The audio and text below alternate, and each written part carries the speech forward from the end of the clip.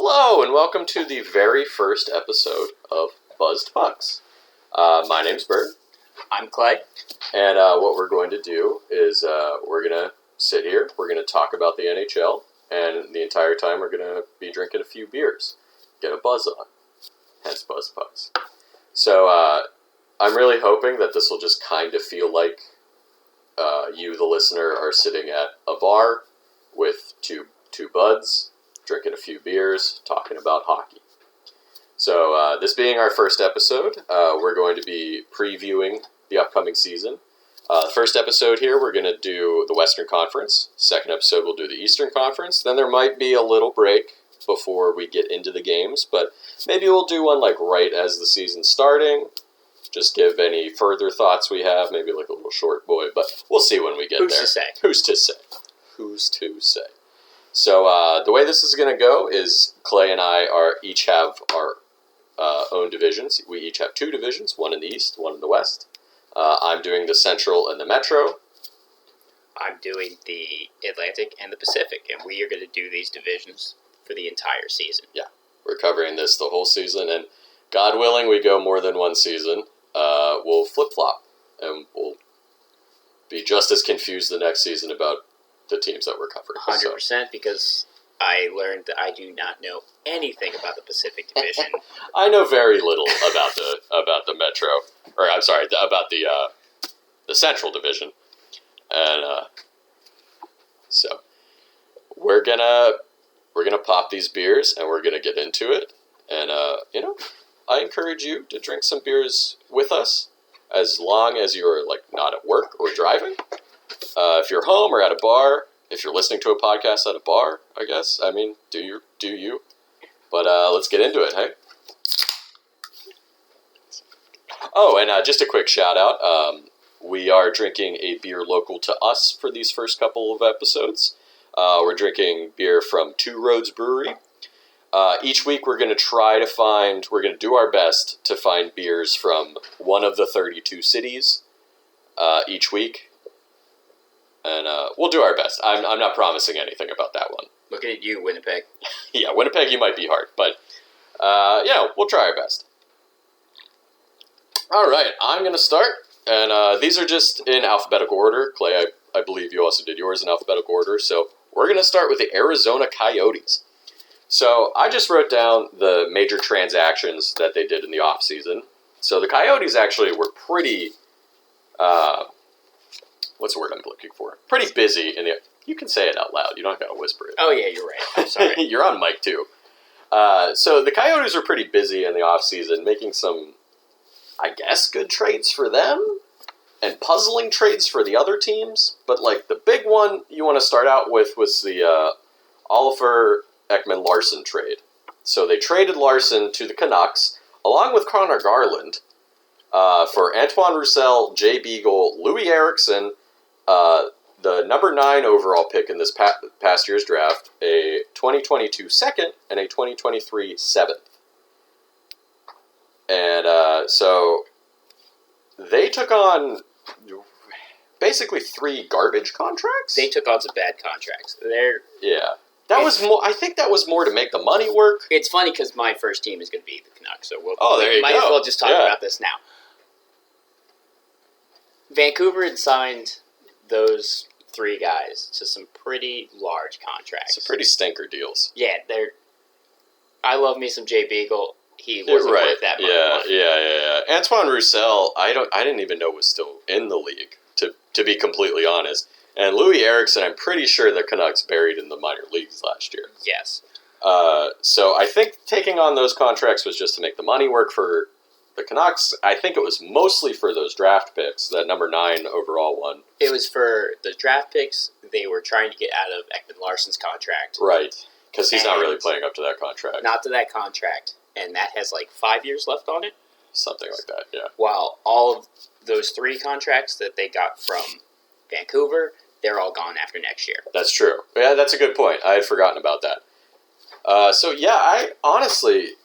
The puzzling part of this trade to me, excuse me, I burped already, is them adding in Connor Garland to it. I actually think that's ingenious for the Canucks because he's a good young forward that gives them depth. I think he'll probably start out in the bottom 6, but he could probably move up. I think he had a fairly good year last year. It wasn't bad. They did sign him because they only traded the signing rights. That's right. They did That's sign right. him for 5 years and just shy of $25 million. So he's just shy of $5 million a year. Interesting. That's not too bad. But we'll see. We'll see if he plays up to that contract. We'll see if. Well, you know what? I'll let you talk about the Canucks aspect of that when we get to it. But realistically, the Coyotes took on a bunch of contracts that are going to expire next year, plus a nice ransom of draft picks. Number 9 overall is nothing to sniff at. Next year's draft is supposedly very deep, so those 2022 picks are pretty valuable, even in the later rounds. Second round's not a later round, but you know what I mean. So we'll have to see. So the second big trade that was of note was the Coyotes took on Shane Gostisbehere from the Flyers. They received Gostisbehere a 2022 second and a 2022 seventh for nothing. For literally nothing. So they got 2 draft picks for taking on Gostisbehere, who, yes, has really fallen off the last couple of years, but to give up nothing for that, I mean, come on, Flyers. Like, that was a bad trade. That was a bad trade for the Flyers, but I understand that they were just trying to get rid of Gostisbehere's contract, but... Oh, Didn't they bench him at the end of the year? Yeah, I think there was something like that, or midway through the year. So he didn't play the entire year, and it wasn't because he was hurt. I think he was hurt a little bit, maybe, but he also got benched at one point. And I did write this down in my notes that I was originally confused because I thought the Coyotes traded the 2nd and 7th for Gostisbehere, and I was like, damn, that's a good deal for the Flyers. Like, why'd they give that up? And then I reread the details, and I was like, oh, they traded nothing for that. Yikes. Another major trade they did, they sent Adin Hill, who was, I think, essentially their backup goalie, to the Sharks for a 7th and I should have looked up how to say this name, Joseph Karanar, and a 2022 second. So I think Karanar is going to slot in as their backup goalie this year. So he's a young goalie, and they got a second. So I think that's a fair bit for Adin Hill, who was their backup goalie. I mean, trading backup goalies, I would think, normally is not going to net you a ton, unless that goalie is pushing the starter.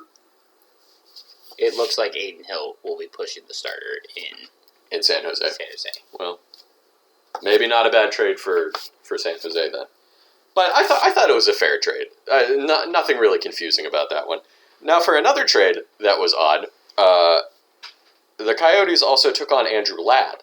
And this is another trade where they took on Ladd's contract, a 2021 second, a 2022 second, and a 2023 third for nothing. Or for future considerations or something. But it was essentially nothing. There were some conditions. The 2022 second is the better of the 2 picks from the Islanders. So the Islanders have someone else's pick as well. So if it's a higher pick, whichever one is the better pick is what the Coyotes get. And then the 2023 third is conditional on Ladd playing in 2022. Sorry, I gotta turn my notes. They also traded for Anton Strawman. They received Strawman and a prospect for a 2024 second. And a 2024 second for a 2023 seventh. All of these deals are just the Coyotes taking on some contracts of guys who used to be good or who were not good, and just taking those contracts from other teams and hoarding draft picks. Anton Strawman is another example of that. They get a veteran defenseman who's, in the twilight of his career. He used to be very good, but, he's an older player. But they're getting all those draft picks. They also traded Darcy Kemper to Colorado for Connor Timmins and a 2021 first and a 2024 third. The 2024 third is contingent on Colorado winning the Cup. this year. So if they don't, they get the third. Or if they do, they get, I don't remember. So either way, that was a lot for Darcy Kemper. I was actually surprised that they got a first for Darcy Kemper, but Colorado kind of got shafted out of goalies this year. But we'll touch on that more when we get to Colorado. What happened with Colorado? We'll get to that. They also signed, their only two major free agent signings were Carter Hutton and Ryan Dzingel. Hutton is going to be sharing the net with, what was his name? Coronar? Yeah, Coronar. So they'll be sharing the net. They re-signed some of their younger guys, including Connor Timmins, who they traded for. Just signed him for a 2-year contract. So we'll see.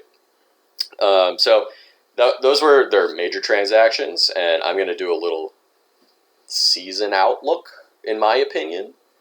They're going to be really bad, is the outlook. But it seems like they know they're going to be really bad. Yeah, I think they know they're going to be bad. I think they're trying to be bad. I feel like maybe I had this written down, maybe they have more trades to come, and I wrote Dvorak, ? And they traded Christian Dvorak. That was a very little known secret to everybody. They're also homeless right now, so... That is also true. I have that written down too. Their lease is up on the arena that they play in, and I don't think that they have like a definite where they're going to play this year. Don't. I believe Gila Arena said no. Yeah, so, every time this comes up, and this is the second or third time this has happened to the Coyotes, everybody's like, oh, well, just move them. And at a certain point, you got to be like, maybe you should. If you can't lock down a lease, I know that the NHL wants that team in Arizona, but 100%. They fought so hard to have them in Arizona. I know, but they're in the Central Division now. I would think a logical place that they could move them, a place that really wants a team, is Houston. I was thinking Omaha. Omaha. Was it Houston? It was one of the Texas cities. Houston, yeah. Houston wants a team. Because Houston used to have the Arrows way back in the day. And you could even keep the name Coyotes. You just move them. And I see people like, oh, move them to Quebec City. They're not going to do that. They just rebalanced the league from East and West. They're not going to unbalance it immediately. And I'm sorry. Any relocation is going to be to the... any relocation is going to be in the West somewhere. Yeah. It's not going to happen. They're not going to go to the East. Maybe an East team moves someday, but it's not... I don't foresee that. And I don't think the Coyotes are moving anytime soon unless this problem keeps up. Becomes an even bigger problem. I did write down the Kachina jerseys are pretty dope, though. Because they're not keeping the purple this year. Oh, they're not? No, they're going black. They're going black, but they're still pretty cool looking. I like those jerseys a lot. I also wrote down goalies are going to be rough. Because they are. This team is not... I'm sorry, anybody that's a Coyotes fan, I want your team to be good. I really do. But they're not. It's not going to happen this year. Maybe in a few years, maybe if they get the arena figured out, maybe they use these draft picks, but not this year. No. Probably not next year either. So, moving along, how are we feeling? Feeling good. Yeah. Let's move to the Blackhawks. Another team that was very busy in the offseason. Man, they did a lot of trades. So, what's so weird about this, even just going in alphabetical, as I get later in the division, the teams did less and less. So, it just weirdly worked out that way. Honestly, most of my teams didn't really do much. Well, this year and the next couple of years are going to be weird because the cap is flat. So, teams that are already strapped, Tampa Bay or St. Louis or the Penguins or the Capitals, who always spend to the cap, they're not going to do much because they can't. They're already spending to the cap. Yeah, they're already there. So unless they trade, they're not gonna do it. All right, but Chicago did have cap space, and they did a bunch of things. First and foremost, they traded Duncan Keith to Edmonton.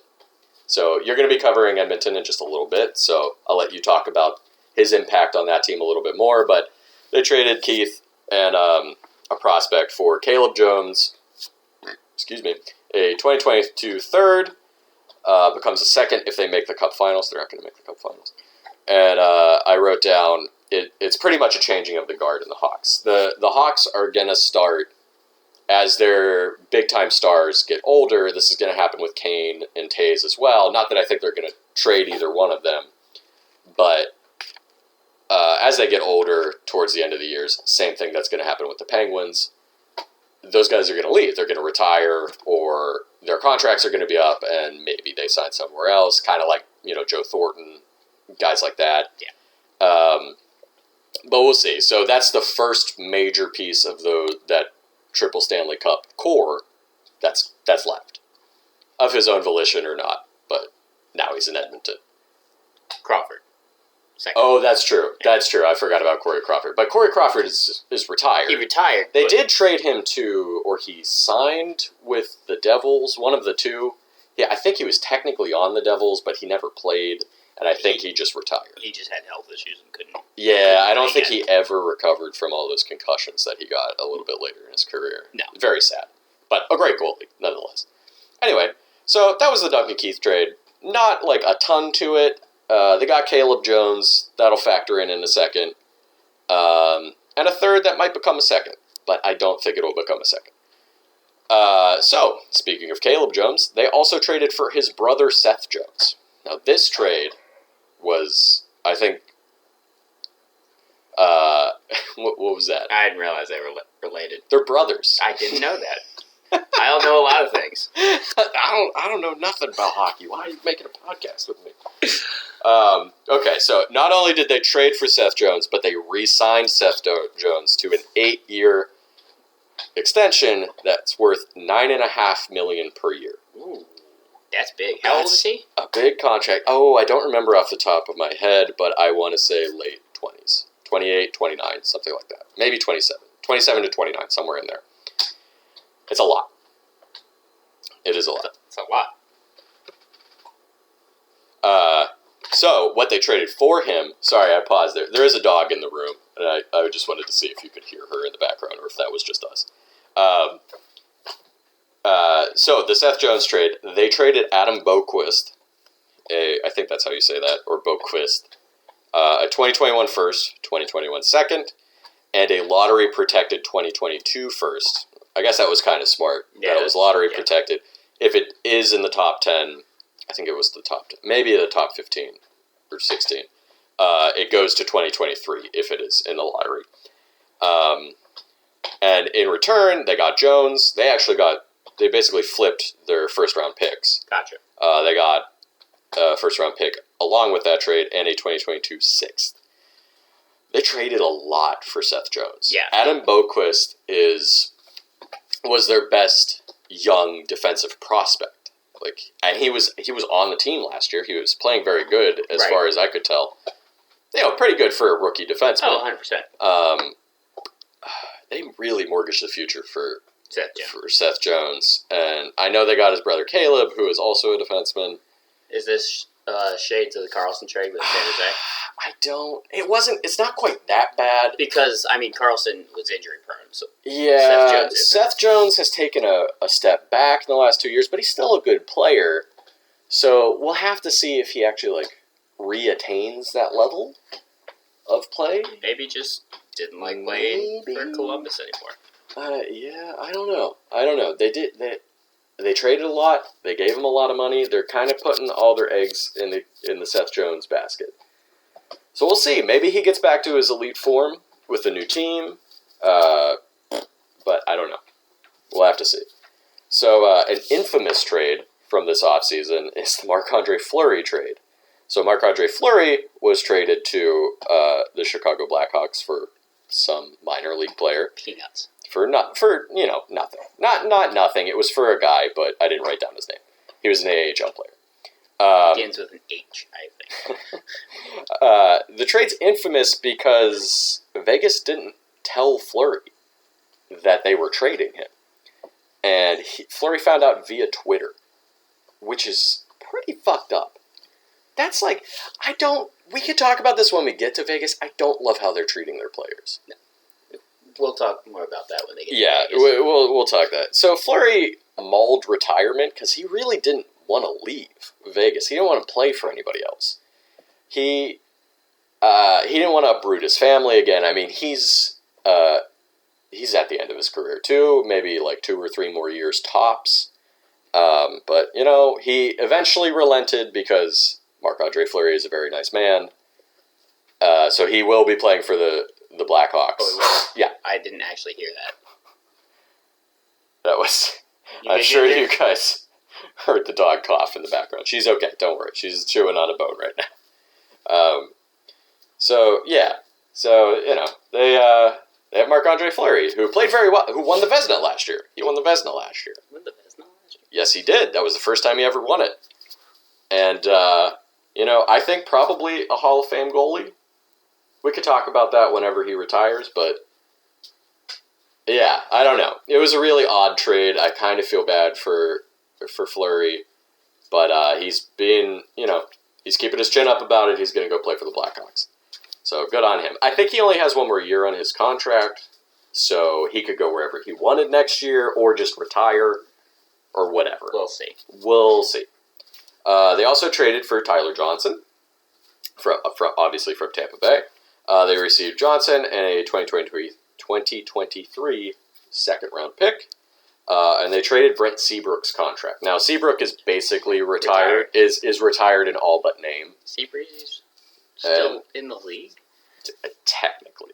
So he's one of those players that goes on long-term injured reserve the last few years. Oh, okay. Because I do think he has some sort of medical issue that is keeping him out. Like Hossa before. Like Hossa before that. Like Shea Weber is this year as well. Yeah. So basically, Seabrook's just going to do that again with Tampa Bay. There is some sort of cap massaging with long-term injured reserve that I don't 100% understand, but it lets you go a certain percent over the cap. And this trade, not only did they get rid of Johnson's contract, but because Seabrook is going on long-term injured reserves, it gives Tampa Bay even more relief. Yeah. So.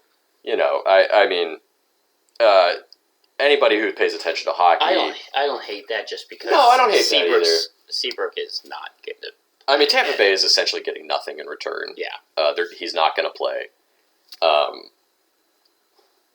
They're just getting cap relief. Yeah.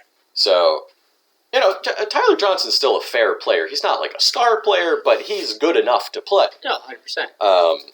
He's good enough to play on the Blackhawks. He's probably good enough to play on most teams in the league, honestly. Maybe in like a bottom 6 role. Mm-hmm. Not a star player, but, certainly serviceable. Their only real free agent they re-signed Adam Gaudette. That was really their only, notable re-signing. They did sign Jake McCabe, Alex Nylander, and they re-signed Connor Murphy as well. Or they signed Connor Murphy to an extension as well. Jake McCabe's a fair defenseman. Nylander, another bottom 6 guy. Yeah.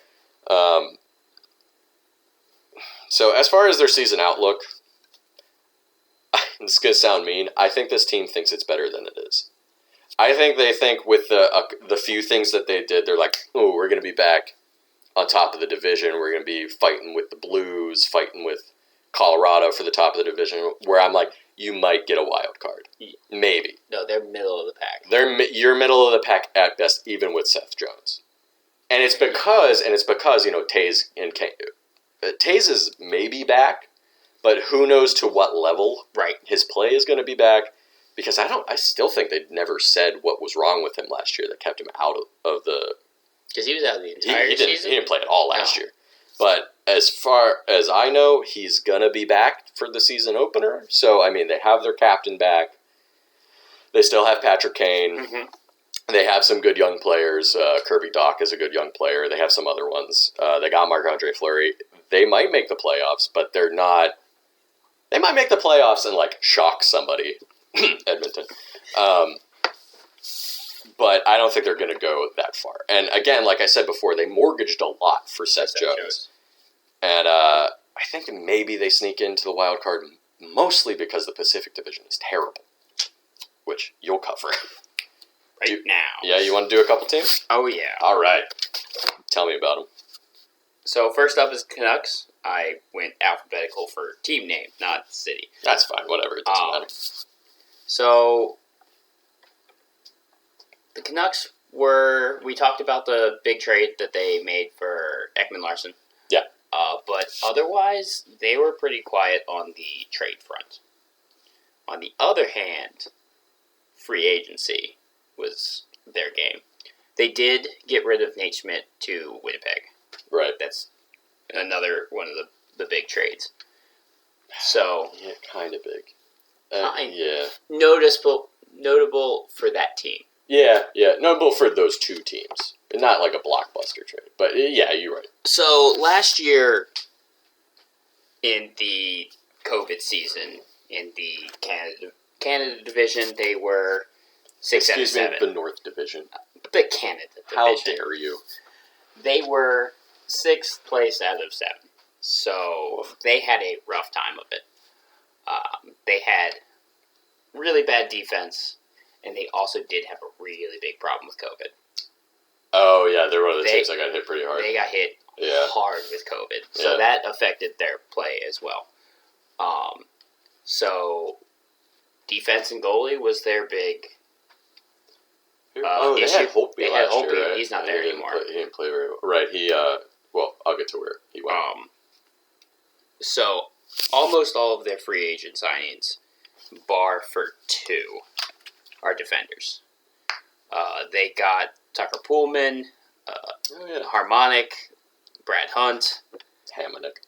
Thank you. They got Harmonica. I can't read my own writing. Brady Keeper. Kemper. I really can't read my own handwriting. Oh, wait. Actually, I don't know if that... You might be right. It's Keeper. He's 25, right defenseman. Okay, I'm sorry. I was thinking of Darcy Kemper. That's my bad. Brady Keeper. Justin Dowling, Luke Shen. I can't wait to look it up and it not be Keeper. Oh, shut up. They signed Luke Shen. Yeah, they signed Luke Shen. That guy's still in the league, too. Oh, my God. Ginger. Sorry, Ginger the dog laid on one of the mic cables. All those guys, defenders, replacing basically their entire defense. Oh, That's scary. Never a good sign. No. Never a good sign. They got Jason Dickinson and that's not bad. He's a good... Justin Dowling, I did say, but he's a center. Jason Dickinson's a good center.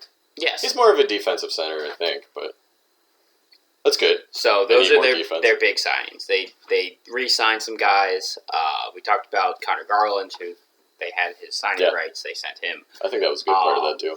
Brandon Suter, they re-signed him for a year. About him.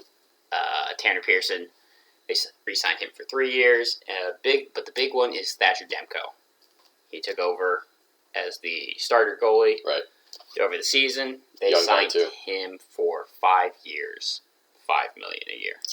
Ooh, it's 25. We'll see. But we'll see goalies are fickle. If that contract works out, yeah. But I mean, to that point, early in his career, Marc-Andre Fleury was terrible, and then now he's creeping up. He's gonna, I think, finish in the top 3 of 100%. wins all time, top 4 maybe.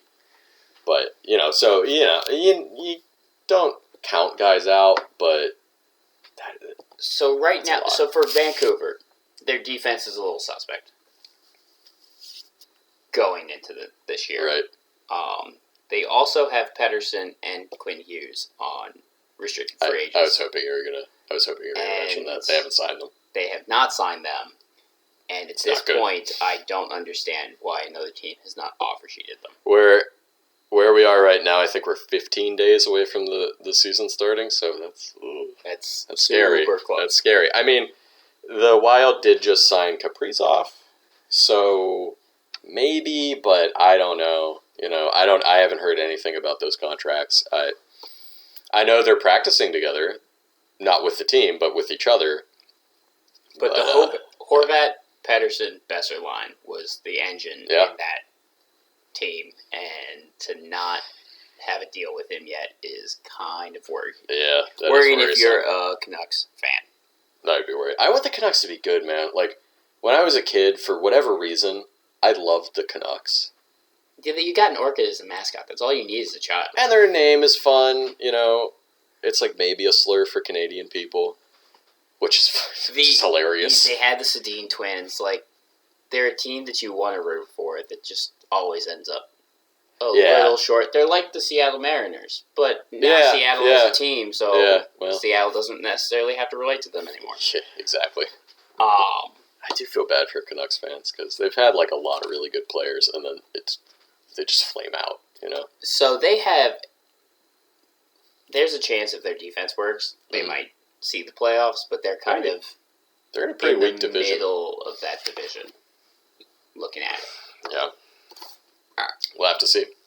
We'll just have to see. Oh, and by the way, we're gonna do our not accurate at all predictions of how these divisions are gonna shake out at the end of this episode. All right, next up is Anaheim. And I am learning I need a scribe. Maybe you should type your notes. Probably. That's coming in the future. Clay has such bad handwriting. Woo! Alright, so next up is the Ducks. They, kind of the same, not really the same boat as the Canucks, but they are kind of on the rebuild. Right. They know they're on the rebuild. I would say, hopefully they're on the back half of the rebuild, but I don't know. They're solidly. I don't know. They might be still in the middle, towards the. It's been a few years that they've been bad. I mean, last year in the Western Division, they were 6 out of 8. Okay. So not the worst, but only above LA and San Jose. California. Yeah, California's looking bad the next couple of years. They're in the process of the rebuild. The rebuild is looking pretty good. Yeah. So take heart, Duck fans. Maybe a jump. So they weren't super busy this offseason. They did trade-wise. They do anything trades? Yeah, they actually got Hayden Fleury for a prospect in the 6th round, but Hayden Fleury got picked up by Seattle. So annoying. Unless they did that on purpose, but they might have wanted to protect somebody. That's really annoying. They signed Max Jones, Rafferty, and Comtois. Oh yeah, that's how you say that. I'm pretty sure. Maxime Comtois. Exactly. Yeah.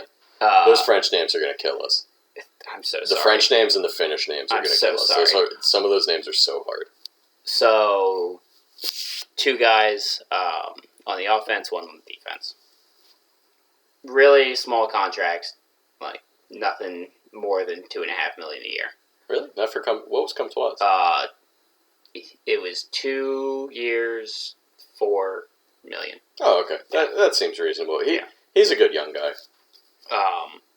They re-signed Alexander Volkov, for a 1-year deal, and Sam Carrick for another 1-year deal. So did they re-sign Getzlaf too?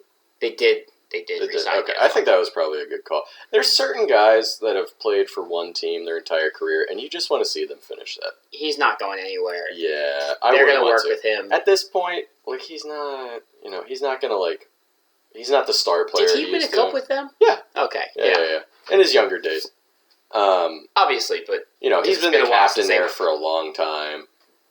It's one of those things. It's like you never want to see Sidney Crosby in another jersey. They're going to do. You don't want to see Ovechkin in another jersey. I don't want to see Getzlaf in another jersey either.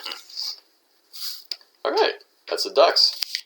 I'll do one more because I'm going real fast, so I feel bad. Everybody, remember this is our first episode. We're a little nervous, so we'll get better as we go. All right, so next up is Calgary. They are a team that did very well in the North Division. They were runners-up behind Toronto. Were they actually? Did they finish second? They finished second above I Edmonton. didn't even realize. Yeah. Wait, they finished above Edmonton? It was Toronto, Calgary, Edmonton. Wow. So I did not realize that. The Pacific Division is going to be tight in the top.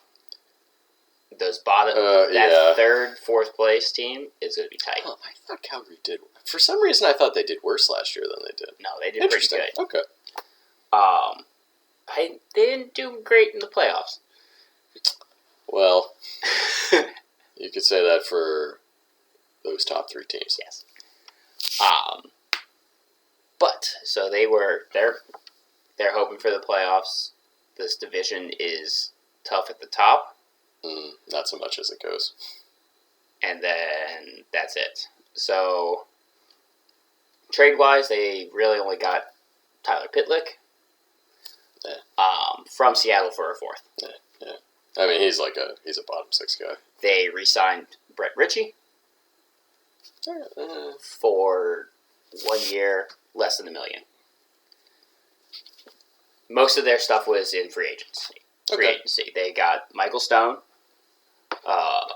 Eric Goodbranson, Connor McKay, Brad Richardson. Eric Goodbranson still has some good defensive play in him. He's only 29. They got him for a year and just shy of $2 million. So that's not a bad signing at all. Michael Stone, I wouldn't say is a bad signing. You got some depth defense. Yeah. They lost Giordano. True. They did. In the offseason. Yeah. They lost their captain. Well, Seattle took him. Seattle took their, but they also let him be available. I think they probably talked to him. He was probably fine with it. I think he was brought out during Seattle's. Yeah. Oh yeah, he was. He was one of the guys that was like clearly okay to be in Seattle. Yeah.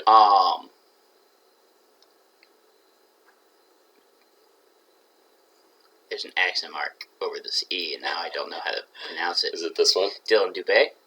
Yeah, that's all right, cool. I think that's how you say it. Nikita Zadorov. Oh, right. Blake Coleman, Trevor Lewis, kind of not super big. Blake Coleman. Sorry, I'm wrong about Blake Coleman. That's a 6-year, 4.9. I was going to say, Blake Coleman is a good player. Yeah, they got him long term. They locked him down. He is 4.9 a year. Because he's coming from Tampa Bay, I think. And New Jersey. He was on New Jersey, then he was on Tampa. They traded him to Tampa Bay. That's where it is. All right, cool. So, yeah, I remember that. Oh, my bad. So he's in Calgary for the next 6 years, and that's a pretty good signing. Length might be a little long. Length is questionable, but every time I see a contract that's like 5 or more, I'm like, that's a long time. That'll take him to 35. Yeah. Depending on when his birthday, maybe 36. Yeah, we'll have to see. I don't know. Anytime any team signs a guy that's not like, a superstar. Right. To like a very long contract like that, I'm always like, I don't know. We'll see. Know. He did good. He did good in Tampa. And he did well in He won cups New with Jersey Tampa as well. Yeah. And he's bringing a winning attitude, I guess. It's what Calgary needs because they kind of fail mentally in the playoffs. Yeah, they're one of those teams that's like, oh, they might go far in the playoffs, and then they just kind of like clutter out, So, we'll have to see. I think we're on to our second beer. That sounds fun. Are you good on Calgary? I'm good. All right. That's really it with Calgary. Let's move on to the Colorado Avalanche. So, Colorado did very good last year. They nearly made it to the Cup Finals. They weren't crazy busy in the offseason. They did do a few things. But I would say probably 2 big re-signings that they did.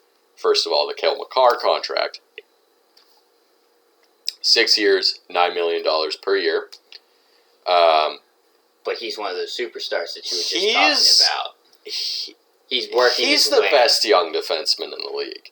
He's working his way to probably be, maybe this prediction will bite me in the ass, but like he could be a Norris winner in the very near future. He had a very good year last year, very good year the year before that. I think he deserves that contract.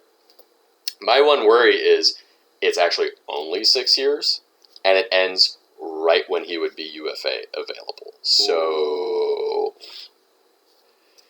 I mean, you add 2 years onto that, which is the max length. Does that really matter? But it ends, I believe, right when he hits 27 or 28. Yep. He will absolutely be available for UFA. Maybe they re-sign him. Before that, who knows what the future holds, but that's a little worrisome on just an outsider looking in. I'd be like, but the fact that Cale Makar signed a 6-year contract makes me think that him and his agent know that. 100%. And then that when they get there, say he wins a couple of Norrises when they get to that age, he could demand what Carlson got. Yeah. That a ridiculous $11 million contract that very few players, I think, deserve. Absolutely hamstrung. In this league, in the way that salaries are structured in this league, very few players deserve that amount of money. They also re-signed Gabriel Landeskog. I almost said Gabriel Carlson, who is a completely different player, for 8 years, $7 million. So I honestly think that's a pretty good deal. That's not for bad. Landeskog. He is their captain. He is a power forward. He's a great player.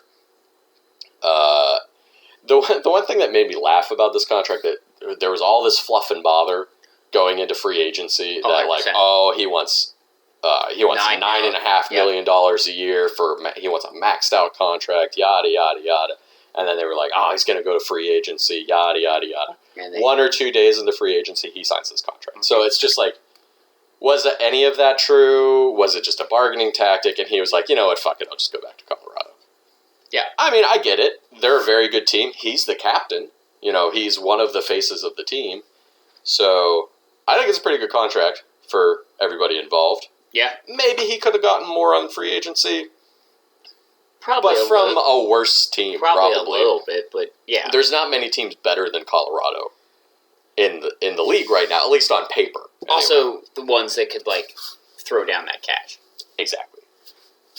Again, with the flat cap, I mean, in a few years, with this new TV deal that the NHL has, the cap might go up by a lot. Salaries might go up by a lot. That's what I hope, at least. Hopefully. ESPN means more money.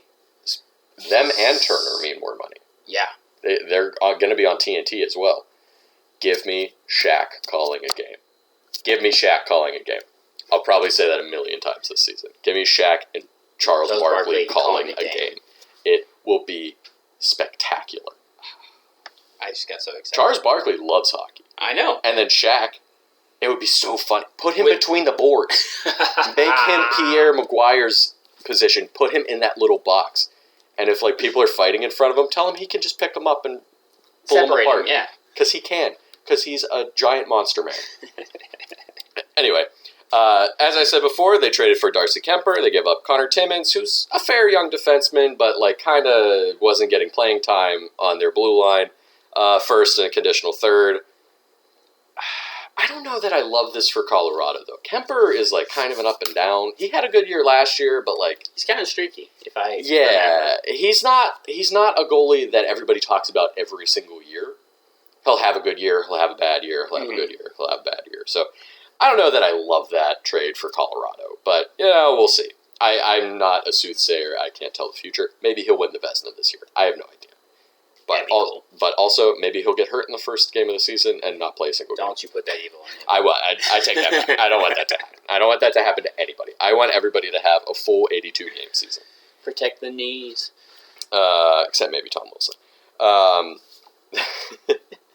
They did sign Ryan Murray, who's a depth on defense, probably a bottom 2 defenseman. It was just a 1-year contract, so it's just kind of like hey, come and play for Colorado for a year. Yeah. And, maybe if you do good, we'll re-sign you.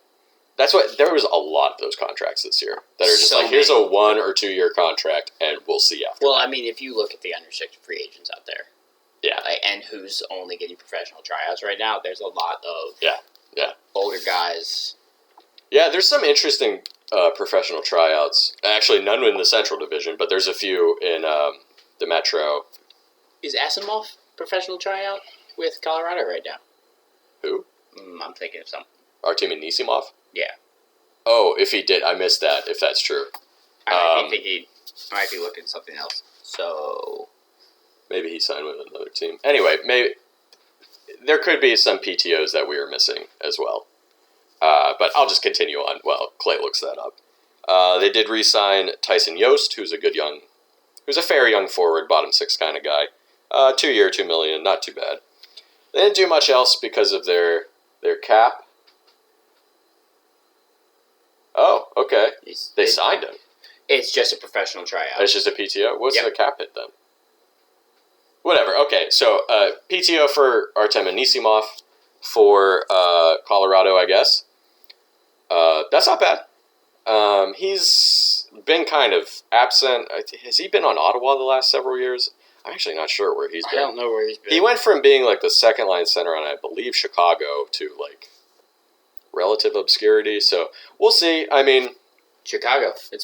He was on Chicago again? this entire time. Okay. Well, Chicago's kind of been like since 2016. Yeah, but still. Yeah. So yeah, maybe that might be interesting. That might be an interesting depth addition for Colorado. Colorado's flush with depth.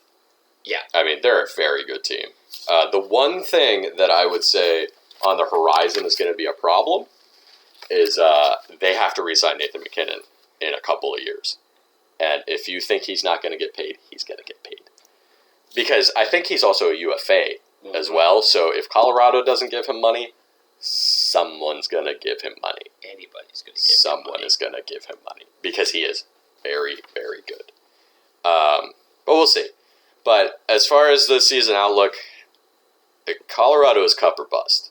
Like, realistically, at this point. At where they are, they almost made the cup last year. I believe they made the Western Conference Finals last year.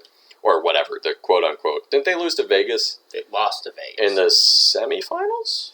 Oh, no, then Vegas lost to Montreal. Yes, last year, weird. Last year was very confusing.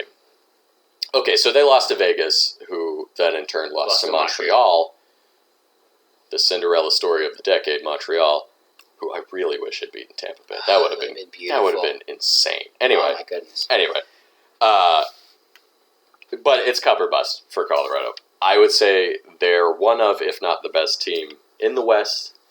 The only other team I might put up there with them is maybe Vegas, maybe St. Louis, but Colorado is a very good team, and I think they're going to be a lot of people's picks to at least go to the Stanley Cup Final this 100%. Year. So we'll see, but as anybody who's paid attention to hockey for a long time is that never really works out that way, except for Tampa Bay the past 2 years. But Tampa Bay had to get completely embarrassed by Columbus the year That's before. True. You have to be broken before you can build into a star. And like I said, MacKinnon's going to get that extension in the near future. Somebody's going to pay it to him. I feel like Colorado will pay it to him, but at what cost? Right. You know, I'm sure that they're hoping that the salary cap will have risen at that point. I think it's a couple years off, so maybe. But we'll have to see.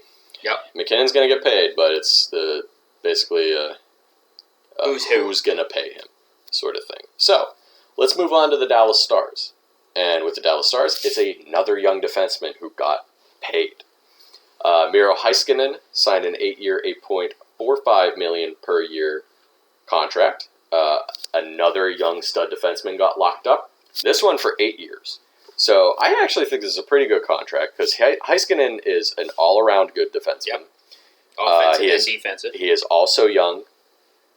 They signed him for a little bit less than Makar, but were 2 extra years than Makar. I think it's a good deal. It's great for Dallas. Yeah, it's a good deal for Dallas. They lock up their star defenseman, and I think that's good for them. They also, speaking of defensemen, they signed Ryan Suter, who we'll talk about how he got cut from Minnesota. We'll talk about that in a few teams. But they signed him for 4 years, which seems like too long. How old is he at this point? Pretty old. I don't remember, but it's definitely upper 30s.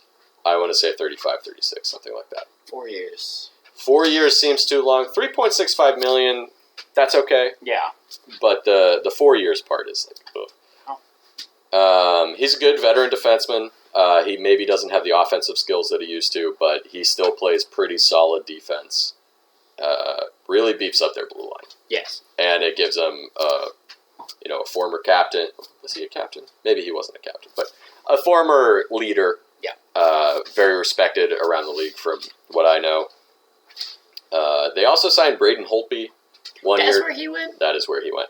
So, So they signed Braden Holtby. I'm assuming to tandem with Hudobin, to back up Hudobin. This is a prove-it deal for I don't 100% understand this deal because they do have Ben Bishop still. Bishop is hurt for several months still, as far as I know. But he should be back by the end middle to 3/4 of the way through the year. I don't know what they're going to do with 3 veteran goalies. It's a weird deal to me. Yeah. To me, this screams they don't think Bishop's going to be back. Bishop's going to be a free agent at the end of the year. That, or they're going to use Holtby as trade bait. Maybe. But the only way I see them doing that is... a longer contract. The only way I see them using either one of the goalies as trade bait is if they're not in the playoffs. If they're solidly in the playoffs, I don't think they're going to trade Holtby as a Stanley Cup winning goalie. Hudobin's a good goalie. I don't think they're going to. Well, he didn't win the Vezina. He did? No, he did not. Anton Hudobin? No, Holtby. Oh, Holtby did. I'm sorry. I thought you meant Hudobin. Sorry, I'm just slow. It's okay. So I don't think they're gonna trade him unless they're out of the playoffs. But we'll see. You never know. Ginger's pretty insistent that Clay plays with her. In free agency, they signed Luke Glendening, Alex Petrovic, Michael Raffle. None of those really move the needle too much. They re-signed Joel Kirivianta. I'm sorry if I said that wrong. And Blake Como. But those are 2 bottom 6 guys. Kirivianta, people might know him for being that guy that scored a hat trick in the playoffs. Not last year, but the year before that, in that one game. And then it didn't really do anything else. So let's talk about their season outlook. So my notes for their season outlook's a little bit more because they're a little bit more of a nuanced off-season and kind of working thing. Because can they stay healthy? Because Radulov was hurt last year. Sagan was hurt last year. Bishop, who knows when he's going to be back. Can they get a full season from Sagan? I don't know. Maybe. He's supposed to be healthy for the beginning of the year. But, part of that as well is Jamie Benn has really taken a nosedive production-wise. But part of that might be 100%. Because Sagan's not there. Or wasn't there last year. Sorry. Naughty girl. It's okay. I'm sure you guys can hear her in the background, but Ginger really wants to play. It's the pitter-patter of her feet that's really picking up. It's the little pitter-patter of her feet. It's okay. It's okay. There's a cute dog in the room with us. But anyway. So if Sagan returns and can get back to his 90-point self that he was for a few years, will that get Ben back to where he was as well? Or is Ben too old at this point? I don't know. Those 2 really took Ben, I think, also, if I remember correctly, really hurt himself in that Stanley Cup push 2 years ago. Oh, you could be right. And maybe he was still dealing with that too. But from what I recall looking at stats-wise, he had a pretty bad year. To almost the same extent as Shea Weber for Montreal. Gotcha. They just pushed through massive injuries because it was the I wish players wouldn't do that. I mean, I understand it. I get it. But man, So we'll see with Sagan and Ben. If Sagan can stay healthy, then that's fantastic. And maybe Ben's numbers take an uptick from there. But we'll see. They do have a bunch of pretty good young guys as well. But will those young guys keep playing well?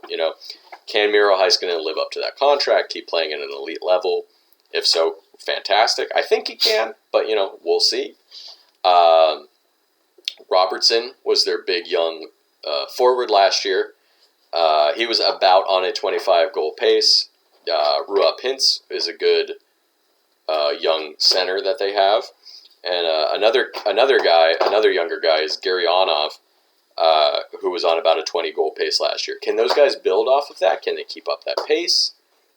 Don't know. As long as they keep up that pace. If they could keep that pace, that'll be great. Yeah. That's great depth scoring. But, you can't just assume that they're going to do that. Right. I think they could be a playoff team, but the Central Division, as always, is a hard division. Hard division. And it's kind of like the Metro in the East. This division's pretty hardcore. They have 6 teams that could make the playoffs, maybe 7. So it'll be hard. It's going to be a hard path to the playoffs, but I think they can get it. I think they can probably get a wild card, maybe higher than that, but we'll have to see. Right. And I wrote down, I don't know what they're doing with 3 veteran defensemen. Once Bishop comes back, if he comes back, I'm thinking with that Holtby deal, I don't think they think he's coming back. That's fair. But we'll have to. If not this year, then they'll see. Well, Bishop, I believe his contract is up after this year. Oh, okay. So I think Khudobin is signed through definitely this year and next year. But both Bishop and Holtby are gone, or their contracts are up after this year. Right. Maybe they're gone. Who knows? So we'll see with Dallas. You want me to do another one, or you want to go? You do another one just to keep it same amount. All right. Going on. Speaking of Ryan Suter getting cut, we're going to move on to the Minnesota Wild. So, realistically, there were 2 big things for the Wild this offseason. The first one was they bought out the contracts of Ryan Suter and Zach Parise. I don't know that I would have done both of them. Parise, I get. They could have kept Suter. They could have kept. And here's the reason why I wouldn't have done both of them. Combined, their cap hits because if you guys don't know, when you buy out a contract, all contracts in the NHL are 100% guaranteed. So you have to pay that contract out. That's what all the sports NFL should be. The NFL wishes they had that. I agree. All sports should be like that. But in the NHL, that is ironclad. So if you buy out somebody's contract, you still have to pay that contract, and it still counts against your cap hit. But what happens is when you buy it out, it doubles whatever the length is on the contract at half that cap hit going forward, or something like that, aggregated or something like that. Like how the Orioles are paying like Chris Davis until 2050. Like how the Mets are paying Bobby Bonilla forever. There's only a couple more years on that. Is there really? I think it's close. End of an era. Chris Davis is the new Bobby Bonilla. So anyway, combined moving forward, both Suter and Parise's buyout cap hits this year is 4.7 against the cap. That's not too bad. Next year, it jumps to 12.7 million against the cap. The year after that and the following year, it's 14.7 million against their cap. God damn. 14.7. Out of a cap of 81.5. Yeah. I mean, maybe the cap will go up by then, but that's still a solid chunk. Oof.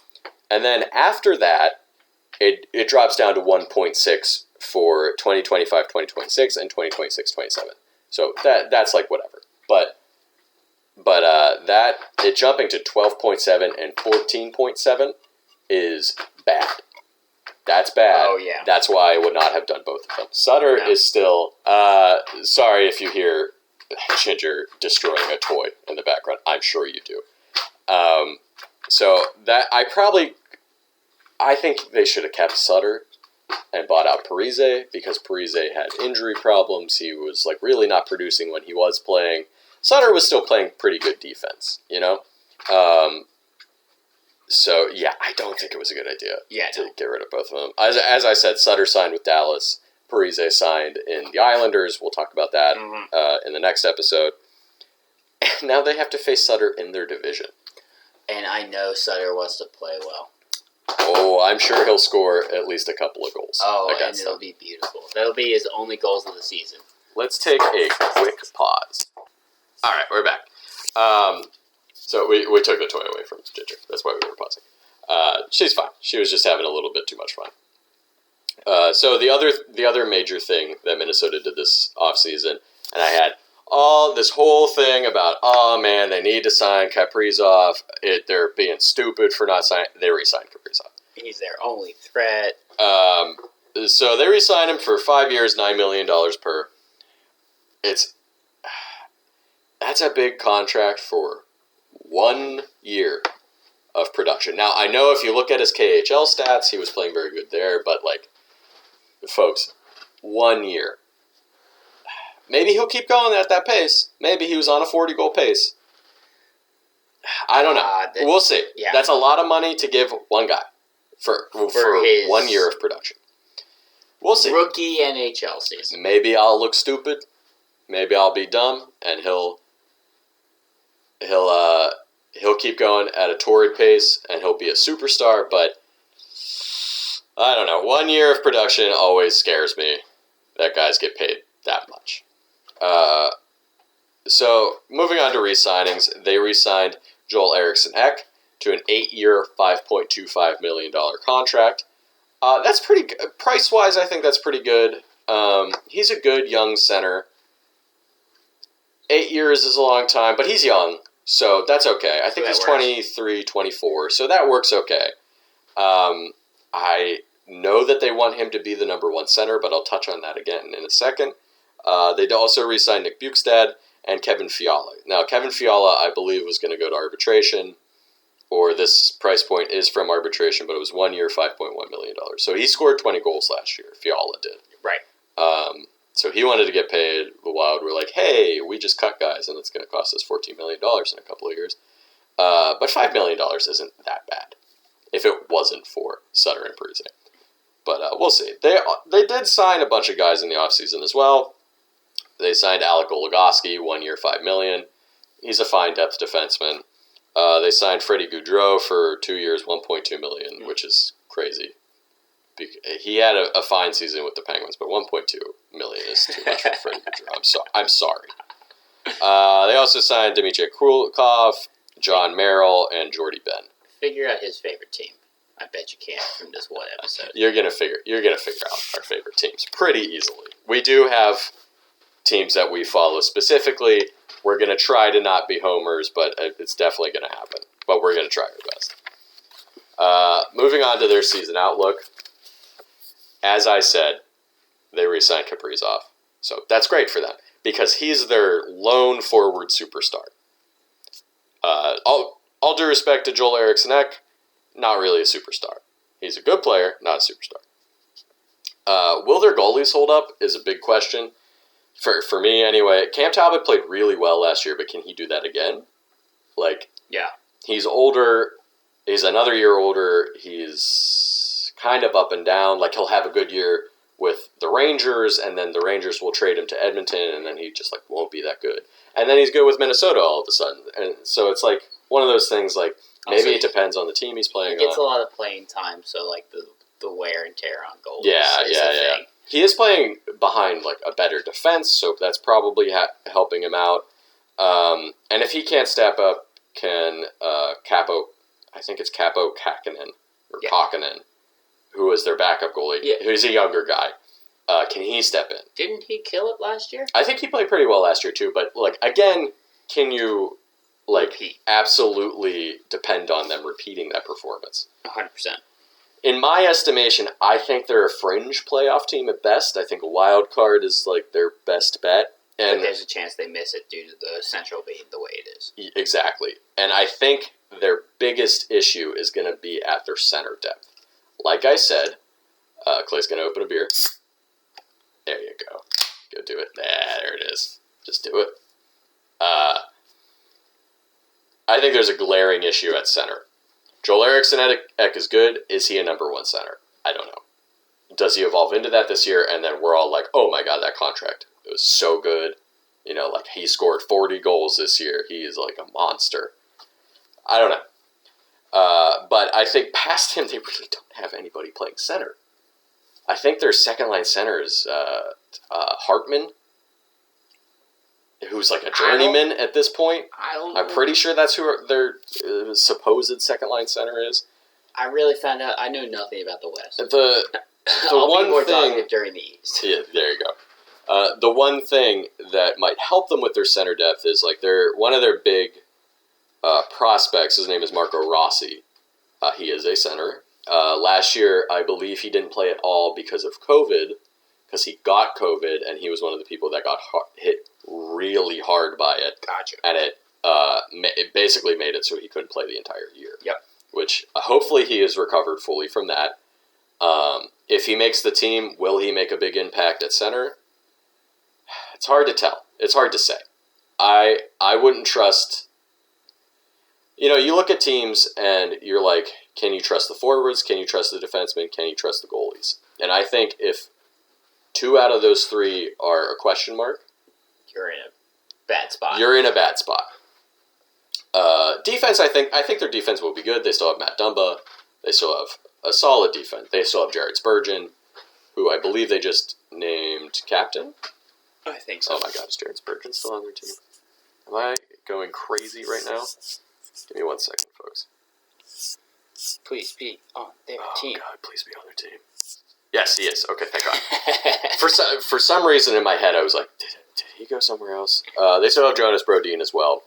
Signing Goligoski is okay. Jordy Ben's okay. Dmitry Kulikov, But they have 3 solid defensemen. Yep. That's half of a very good defense. So, when you look at it like that, they do have good wingers. Kaprizov, Fiala. Their centers are the question mark. Goalies are a question mark, at least for me. Yep. But yeah, that's a Wild. All right, cool. You're up next. So we're gonna move on to LA. I'm actually pretty excited to talk about LA. They are a team who knows they're in a rebuild, but the moves that they are making are very promising. I like what LA is doing. I really do. Hopefully, they can make that jump over Anaheim. We'll see. I don't know if I feel like they're a playoff team, but I like what they're doing. I don't think they're going to be a playoff team. They're rebuilding very well. Even within this division, yeah, I don't think they crack. Yeah, they're still young, and they still, they still have some kings. They could get to the top 4 of this division. Mm-hmm. I don't necessarily think they do. So they were second to last in the Western Division last year. Mm-hmm.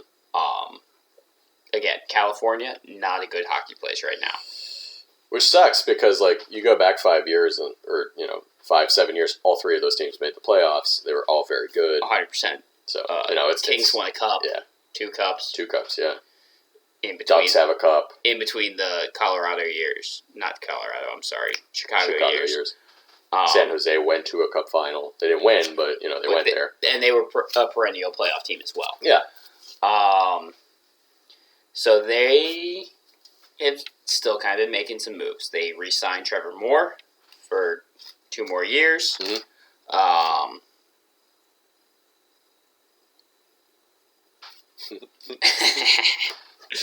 And reading his handwriting. Blake Lizotte? Sure. Yeah, sure. Sure. He's right. a young depth center. Yeah.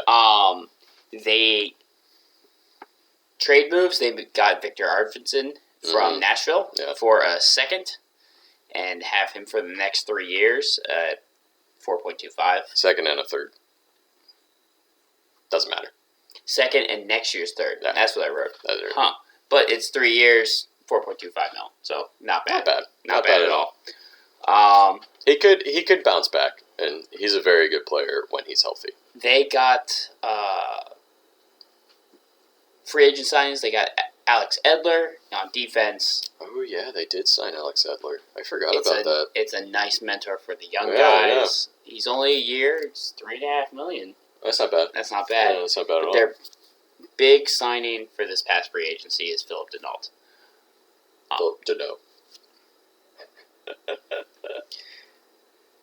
Philip Deneau, I apologize. He does have a weird silent L in his name. And the T. Oh, that's true, too. Yeah, there's also a T at the end. Didn't realize he was French. All right. I don't mean to keep correcting you on how to say things. Please do. That'll probably be a theme all year. Oh, I'm going to be bad. So he's a center. They got him for the next 6 years for $5.5 million. That's not bad. Again, the whole that's a little long of a contract, but he's only 28. So that he played well on Montreal. He's a good defensive center. That ends up being 6 years. Yeah, Math, that's not bad. 34. Yes, he'll be 34. He'll be 34. Yeah. Sorry, math is we're a few beers in at this point. Math is a little hard. So that was their big move. Also, they signed Cal Pedersen 2 or 3 days ago, so that's why that was buried. Is he gonna be their starter? Yes. Okay. He's going to be their starter because he a 3-year, $5 million a year. Oh yeah, definitely going to be their starter. Yeah, so he's going to be their starter. That's starter money at the very least. Yes, so it's maybe 1A, 1B with Quick. Yeah, that's probably what they'll do. I mean, Quick's... He's got enough there. He's at the end of his career as well. And again, that's another one of those guys, I don't want to see Quick go anywhere. I would rather him and, Doughty and... Brown and Kopitar. Yes. Finish their careers because they won 2 Stanley Cups there together. So, I hate seeing the band get broken up. I understand when it does happen, but... They Chicago was still a dynasty, but they broke up a dynasty. Yeah. They had to. Yeah. That's what happens in a cap league. That's what happens. That's what the cap is for. Right. Because Paging baseball. I'm fine with it. I would like a salary floor baseball. Just keep going. I agree. But we're not a baseball podcast. That's true. But that's really it when it comes to the Kings. So, again, they're on an upward trend for the future. Yeah. I don't think they make the playoffs this year. Okay. But they're just outside of it. I think they... The Central is too strong.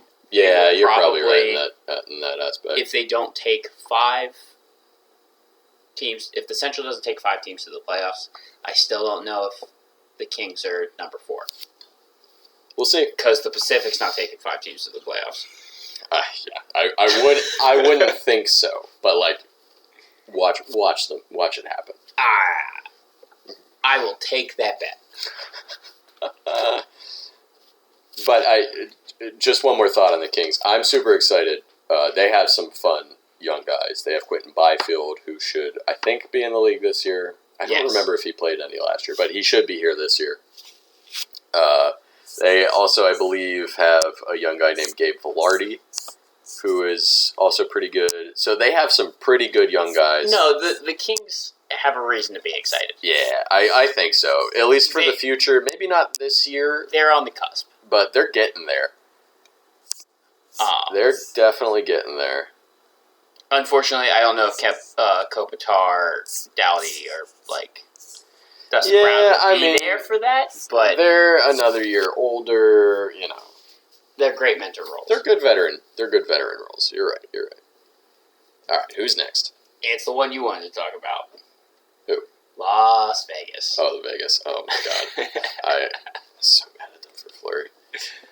I know you are, buddy. I know you are. All right, so they went to the. They won you the Vezina. You treat them like that. Oh man, they went last year. I will say they went to the Western. We'll just say they went to the semifinals. They went to the semifinals. The Stanley Cup semifinals. Again, last year was a weird year. Hopefully, we'll never see a year like that again. But the thing with that, even though they went to the semifinals, they were only 3rd in their division. They really? Yes, behind St. Louis and Colorado. Oh, that's right. I forgot they were. I keep forgetting St. Louis is still good. So, I'll get to them in a moment. I know they're going to be strong. Just won the Stanley Cup 3 years ago now. I keep forgetting they're still good. So, yeah, they were only 3rd in their division. Yeah. They are favorites for this division. They're absolute favorites in this division. I don't think anybody's going to pick anybody other than Vegas, but you never know with injuries and such. They, trade-wise, they got Evgeny Dadonov for not much. It's a good addition. Good addition. Did they get him from Florida? Yes, Right. I believe. Okay. They re-signed Alec Martinez.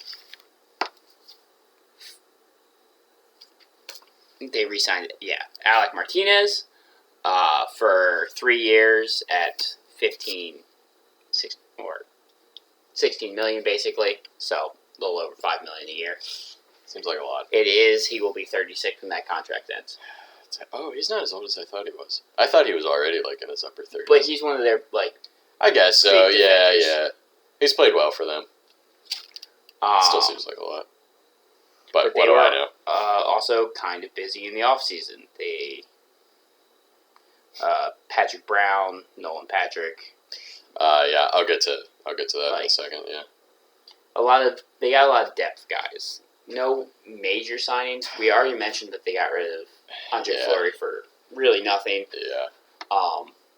Watch that AHL guy whose name we don't know. Watch him turn into a star. I would love that.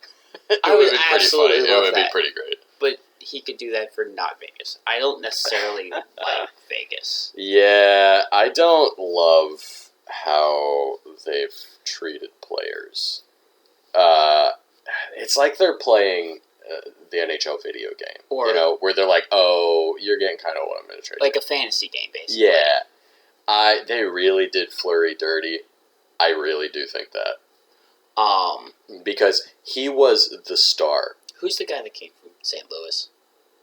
Pietrangelo? Yeah, Yes. Pietrangelo. Pietrangelo, he wasn't necessarily needed. They threw a lot of No, money at he him. really wasn't. Yeah. They're already good. They're looking at, like, shiny new toys. Do you guys remember when they had Nate Schmidt for, like, 1 year? And then they traded Nate Schmidt? Yep. He played really well for them. He was picked up. He was from their expansion draft. Yeah. And so was Fleury. But Yeah. but it's just, like, one of those things. It's just, like, they're just like, go away now. Like, oh, you played good for a year. Bye-bye. You know, it's just like, I don't know. Eventually, that's gonna come back to hurt them. I mean, I know a lot of players are going to want to play in Vegas because it's a fun place to live. I don't know. I don't know how fun it actually is to live there. It's fun to visit. I agree. But it's... Don't come for us, Vegas. I've been there once. Same, I preferred the mountains. But it's still like kind of that like LA, New York vibe where players do like playing in those cities because they have a big city life. Yeah. And there's all the casinos and like, some players like gambling. But he can do that in San Jose. That's true. It's just one of those things. I feel like eventually somebody's going to be like, hey, I don't love how you're treating my teammates, Right. One of their star players is going to be like, could you not do that? And, like, be kind of mad about it. And also they fired Gerard Gallant for, like, what reason? Maybe there was a reason, but, like, it seemed very mysterious. So they were like, yeah, he's fired. Any player that was the year after they went to the Stanley Cup Finals in their first fucking year. Didn't he get fired midway through that season? Yeah. Well, the second season afterwards. Oh, yeah, you're right. But either way, like, the player who does speak up is going to get traded. So I don't know. Maybe we're thinking way too much into this. Maybe nobody cares. We're being fans and not like thinking logistically. Yeah, but I don't know. They just did Fleury some dirty, I think. Oh, 100%. Not telling him, letting him find out via Twitter. That's so shitty. So, again, they're pushing for the cup. They are... Yeah. They're another cup or bust team. They are another cup or bust team, which I'm going to say they don't deserve. They don't deserve it. You earn a cup through years of pain. Yeah, look at St. Louis. Talk to all the other expansion teams before you who were terrible. And, like, the expansion teams that still haven't won a cup. Oh, yeah. Poor Minnesota. Poor Minnesota. Poor Columbus. Florida. Oof. Columbus has only won 2 playoff series in their entire existence. No. Tampa Bay was their first series. Oh, you're right. So So it's a big one. yeah. Not everyone can be Carolina. True. Not everybody can be Vegas, I guess, but a lot of people are like, they got just handed a great team. But if you remember, after that expansion draft, they made some moves. They did. After that expansion draft, everybody was like, this team's terrible. And then they went to the Stanley Cup final. But they did a lot of trading after the expansion draft. But I also think everybody being like, this team's terrible, really put a chip on all of those guys' shoulders. Like, who was William Karlsson before that year? He was like the third or fourth line center on Columbus. And then he got taken, and everybody's like, who's this guy? And then he scored 40 goals. I mean, he's come back down to earth a little bit from Marchessault. Yeah, Jonathan Marchessault, too. He had scored 40 goals on that deal I still don't get from Florida. Here's Jonathan Marchessault to take Riley Nash. Another thing about Vegas is if you look at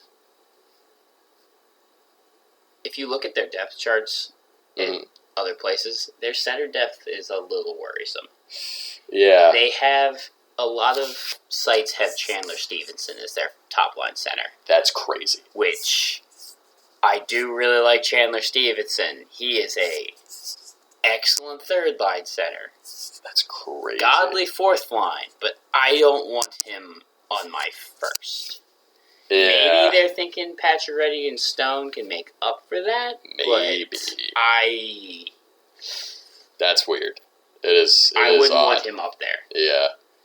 And I mean, one thing is like, maybe they think Nolan Patrick is gonna bounce back from being a maybe bust, having like horrible, I believe, migraine issues. Maybe those are resolved now, but I don't know. Yeah, but you're right. Other than like William Karlsson, their center depth is a pretty big question mark. Yeah.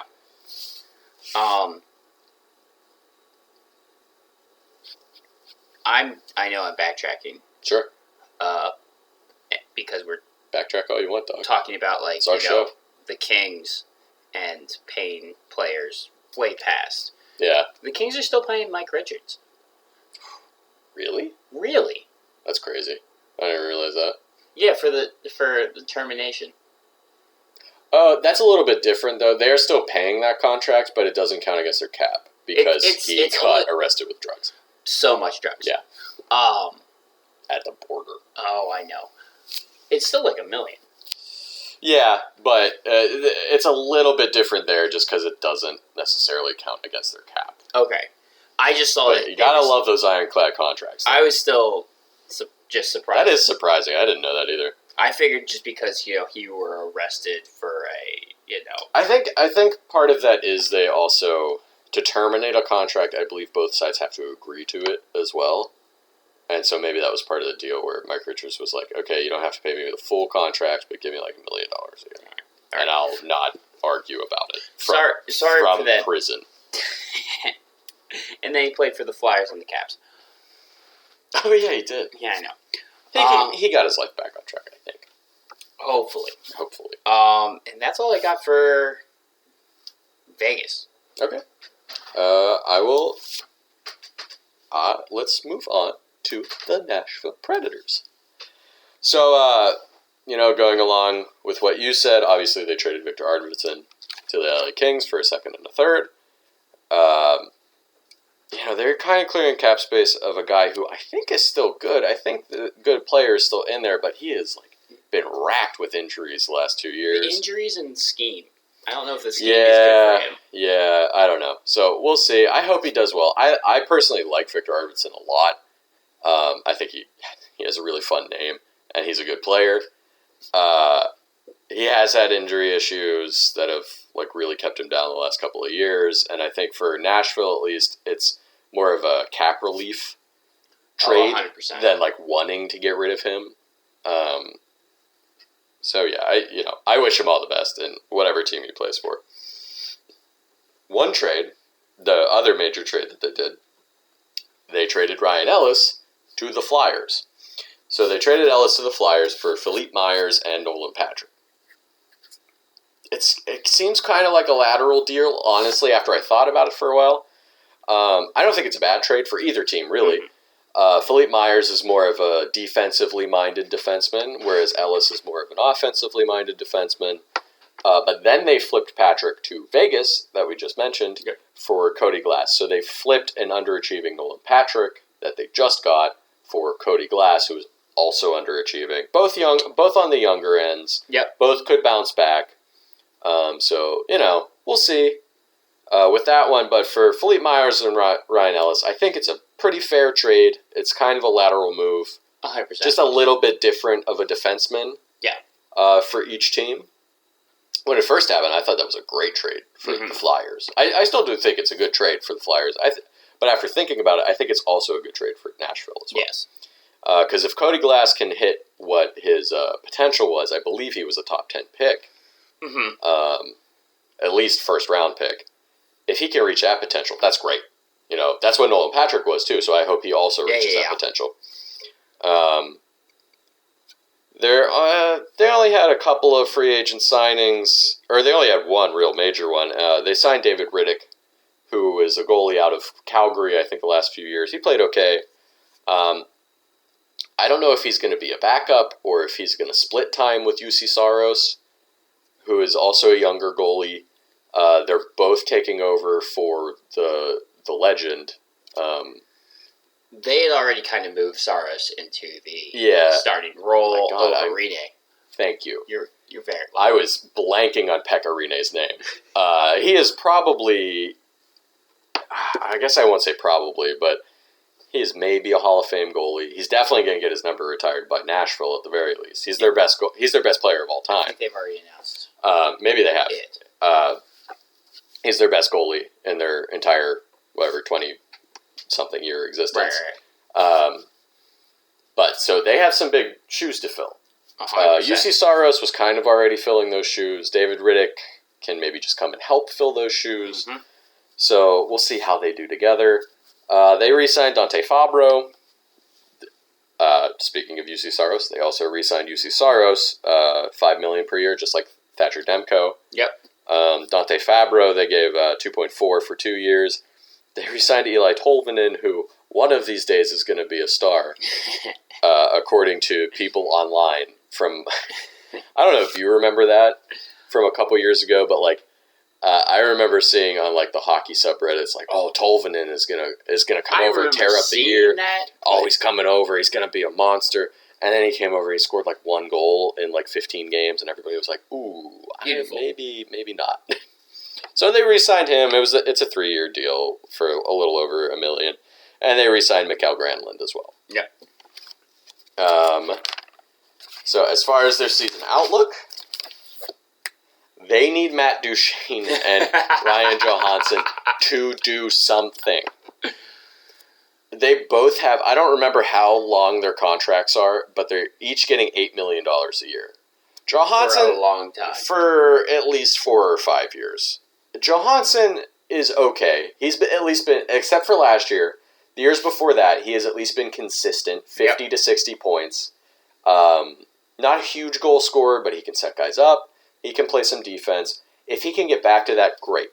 Matt Duchene had a horrible year last year. Yep. I believe he scored... I'm going to pull it up, actually. I'm going to read this stat line to you. He had a terrible year last year, and maybe injuries had something to do with that, but, oh my gosh. He really needs to step it up. Yeah, there he is. 6 goals, 7 assists for 13 points in 34 games. That is not $8 million. No, not at all. That's not $8 million for a defenseman. That is bad. Bad. So he only played 34 games, so I'm assuming he was injured for a large swath of the season, but still. The year before that... And a negative 12. Yeah, and a negative 12. Now, plus minus is kind of a tenuous stat line, but... Oh, man. So, yeah. In 2019-2020, he had 13 goals and 29 assists for 42 points in 66 games. That ain't going to cut it. No. That ain't going to cut it. And that was after he signed. And that was the year after he signed. That ain't going to cut it, Duchene. And, I'm just some Joe Schmo talking to Who's $1 never million played athlete hockey. who doesn't even know how to ice skate, but that ain't gonna cut it. But that was a disaster last year for Duchesne. So if those guys can get any semblance of their previous years, like Duchesne did have some good years for Colorado and Ottawa, I think. He had some good years, but if they can get anywhere close to like 60 points, that would be great. Yep. But will they do that? Who knows? Philip Forsberg was injured a lot last year. Can he come back and regain his form? I hope so. It's kind of a double-edged sword because this year is a contract year for him as well. If he does well, they should have the cap space to sign him, but does he want to stay there? You know? If he doesn't, do they want him? I don't know. Yeah, we'll see. I hope Philip Forsberg, I wish him the best. I wish everybody the best. Is he a Mark Erat type player? Yeah, maybe they could trade him for Martin Erat. That's crazy. Yeah, right. That was a crazy deal. Hindsight's 20/20, you know? Was it? At the time, was it? They're a playoff hopeful. Their defense should be good. Goaltending, as long as Saros can stay healthy, really. Stay there. They can probably at least make a wild card, I would think. But again, we'll see with this division. This division's rough. Will losing Ellis make a big impact on them? I don't know. You still have Yossi. Yossi's their best defenseman. You know, he's a great defenseman. And can their forwards can they even score middle of the pack in the league? If they could score middle of the pack, I would say they're definitely going to make the playoffs. Yep. But can they do that? I don't know. To say. Looking at you, Matt Duchesne. Looking at you. Now on to a team who's, in my assessment, definitely going to make the playoffs. The St. Louis Blues. So the St. Louis Blues. They pretty much did two major things this year. They traded for Pavel Buchnevich. We'll get to this trade again when we get to the Rangers in the next episode. Such a stupid trade. This is a great trade for the Rangers. This is a great trade for St. Louis, in my estimation.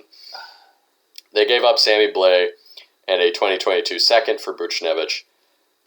They brought in a 20-goal scorer with room to grow. Buchnevich, I believe, is only 25 or 26, so he's still on the younger side. They then re-signed him to a 4-year deal. Great trade for St. Louis, in my estimation. Then they went out and signed Brandon Saad as well, who was on Colorado at least this last year, if not the last 2 years.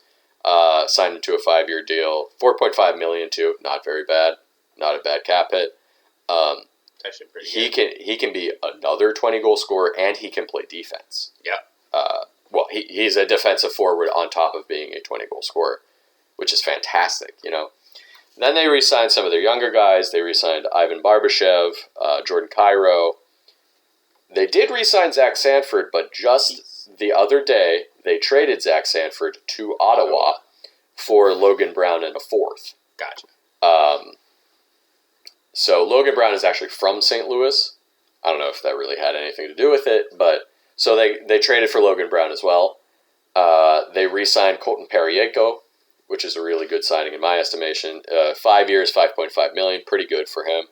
And then they re-signed Tyler Bozak to basically be their fourth line center. They're bringing back a pretty strong team for this next year. So they mostly kept their young guys, and then they replaced the losses of Jaden Schwartz, who didn't get taken by Seattle, but signed in Seattle. On Seattle. And they lost Mike Hoffman, who I don't remember where he signed, but he signed somewhere. Montreal? Maybe. Who knows? It doesn't matter. Mike Hoffman signed somewhere else. But they replaced them with Saad and Buchnevich. I think that's an upgrade. Honestly, that's younger. Yeah. Definitely younger for Buchnevich over Hoffman and Schwartz. Mm-hmm. Saad might be around their same age, but can bring about the same goal scoring and some defensive play. Good. Yeah, 100%. Upgraded forwards, I think. Yeah. Their big question is what's happening with Vladdy Tarasenko. I forgot about him. He hasn't been traded. As far as I know, he's not going to be traded. I think they said he is going to show up to camp. He's going to be there. Last year he was hurt, or a couple? Yeah, years? he was. The last couple of years, he's really struggled with shoulder injuries, and that's part of the reason why he wants to be traded. Right. Is because he doesn't think the Blues are handling it properly. Gotcha. Okay, I didn't realize that was one of the reasons. At least that is one of the rumors, anyway. So it doesn't seem like he's going to be traded. Last I heard, he's showing up to camp. He's going to be on the team this year. So all right. We'll see what happens. They're definitely going to make the playoffs, if not win their division. Yep. They'll be duking it out with the Avalanche, and at least I think they'll be duking it out with the Avalanche for the top spot in the division this year. Probably. If Buchnevich and Saad come in, their offense could be great. Buchnevich could take a star step. You know, that's part of the reason that deal for the Rangers is not. I think we agree there. That's not a good deal. No, it's not a good move. Tarasenko, if he could come back, at least get back to some of that production that he had. He was a former 30-40 goal scorer. If he can even get back in that range, that'll be great. Yep. Their defense is going to be strong. Tarasenko's a star when he's playing. Oh, absolutely. Absolutely. Their defense should be strong, not even from their defensemen, but don't forget they have Ryan O'Reilly. They added Saad. That'll only help for team defense as well. Who's their starting goalie? Jordan Binnington. That's the question mark. That is a question mark because he was after winning the Stanley Cup a couple of years ago, where Binnington was a huge part of that. He's a huge part of it. He's been a little more iffy since then, but he's still a good starting goalie, I think. Is he going to win the Vezina? I don't know. But he should be good enough, Good enough. He was looking weird this last year, cross-checking guys in the face after he got pulled. True, I forgot he did that, yeah. So, yeah, we'll see if he can keep the heat down on him, but I think he's still a good goalie. Maybe I don't think he's bad. I just don't Yeah, Clay is iffy on Binnington. I'm iffy on Binnington. I understand that. So I'm gonna run these next three. This is my last one. All right, let's go. I'll just finish off. My last one is the Winnipeg Jets. Perfect. So their major transactions this year. They traded for Brendan Dillon from the Capitals they traded a 2022 second, 2022 third to Washington for Dillon. I think that's a fairly good trade. Dillon played well for the Caps. Hopefully he played okay for the Caps. Hopefully he'll play okay to good for the Jets. It's more to just shore up the Jets' defense, which I think was a major problem last year. That was a problem for them last year. In that same vein, they went out and traded for Nate Schmidt. They only traded a third for Nate Schmidt from Vancouver, which is weird because I would say Nate Schmidt's a better defenseman than Brendan Dillon, and they 100%. traded less for him. So Nate Schmidt did get popped for PEDs. Oh, I forgot about that. 2 years ago? I forgot about that. Yeah, that's true. He did. He did get popped for PEDs, but he didn't have a problem last year. No. His contract's a little higher than Dillon's, but I don't know. They only gave up a third for him. I think that's a pretty good deal. I would have, in a heartbeat, given up a third for Nate Schmidt. Excuse me. They signed Eric Comrie and Riley Nash to just add some goalie depth and some forward depth. They re-signed Logan Stanley, re-signed Neil Pionk, re-signed Andrew Kopp, re-signed Paul Stastny. Excuse me. I'm sorry if you heard me burp. Other than that, they really didn't do... They weren't big players in the free agency. I think they're pretty close to the cap. But, looking at their team, honestly, their offense could be very good. They have Scheifele.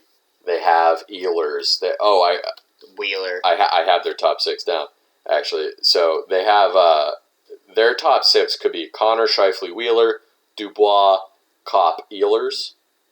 That's your top six. That's a fantastic top six. Yeah. And you throw Paul Stastny in there. He's an older guy, but he could still do some stuff. Mm-hmm. They got they can get some depth scoring, that offense could be elite. It's whether or not that offense clicks. That was the problem kind of last year. They weren't really scoring like they could. Should have. Yeah, I think it was more of an overall scoring. I think the numbers from like Scheifele and Ehlers and Kopp were there, and Wheeler. Their top line that scored was there. It was just more of like Dubois could do more, but there was the whole thing. He was in a new system. So he was in a new system. He had to sit out for 14 days when he got traded to Canada. So like he might take a step forward this year. We'll see. Their defense should be stronger with the additions of Nate Schmidt and Brendan Dillon, and of course they still have Connor Hellebuck in goal. Yeah, he took a step back the last couple of years from winning a Vezina, but the defense. He's a former He's a former Vezina winner. That's still there. He's still a very good goalie. 100%. A lot of teams would kill to have Connor Hellebuck. I think they're another. I won't say definite playoff team because again the Central is pretty volatile. I think there's only 2 definite playoff teams in the Central. But I think that they could definitely get a wild card, maybe eke higher than that. Yeah, I can see them getting 3rd or 4th. Yeah, they're gonna have to re-sign Pierre-Luc Dubois and Kopp. I think after this year, Kopp, his re-signing was only for 1 year, I believe. Yes, 1 year. And Dubois is his rookie contract is up either this year or next year. Yeah, I think you're correct. Next offseason, we'll see. But yeah, I like the Jets. The Jets are another team I wish I want the world for. I like them. Yep. I always want to cheer for the teams that, like, you had a team, you lost a team, and then the team came back. Yep, 100%. I always want a team that's never won it before, personally. Good point. If it's not my team, then a team that's never won it before. I think that's probably... My team first. I think that's probably any hockey fan, is like, the team that I cheer for first, and then maybe some other ones. All right, tell me about them. All right. So is this the Kraken? It is the Kraken. Oh, baby. Tell me about the Kraken. We let the squid loose. I'm so excited. I've said for years that I think Seattle is a great place for a hockey team. They're the first American city to ever win a Stanley Cup.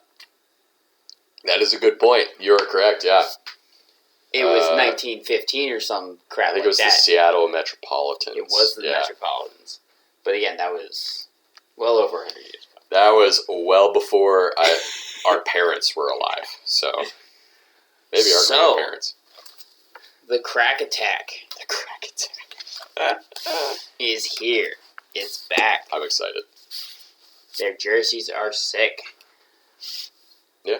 Especially if it was the 90s. They have better jerseys than the Vegas Golden Knights. Oh, 100%. I do right not off like the the Golden Knights. Right off the gate. Those red expansion jerseys, though, that the Knights had for the throwbacks were excellent.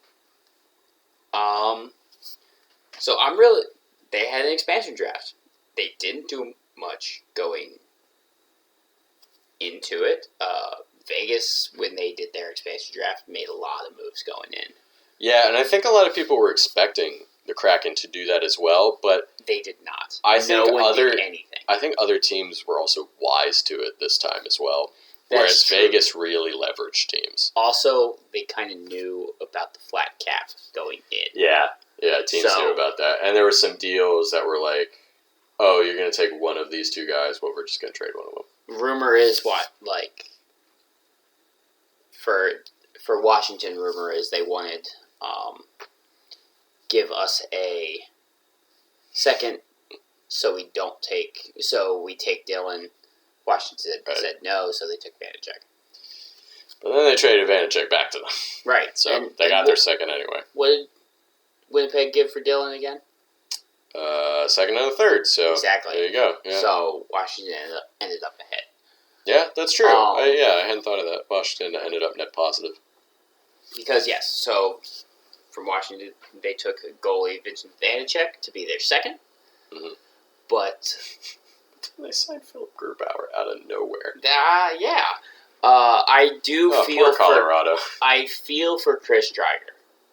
Oh yeah, because he was going to be a first over. Like he was going to be their stud. He got kind of shafted.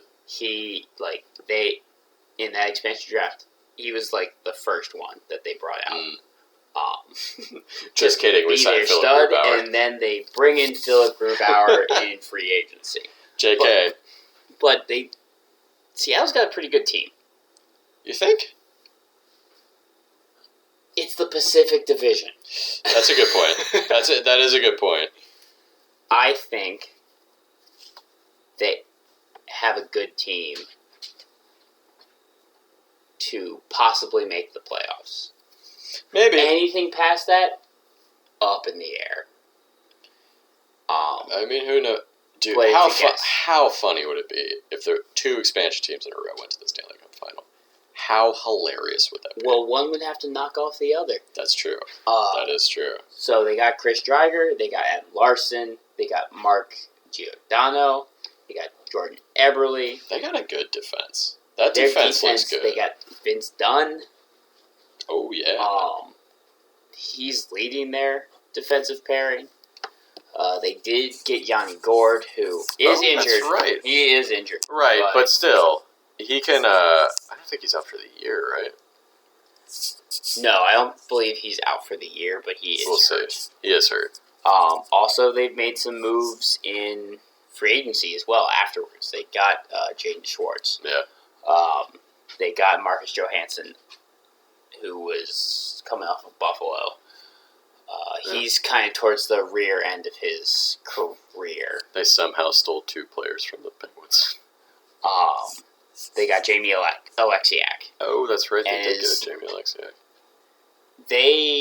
Does his much more famous sister come along with him?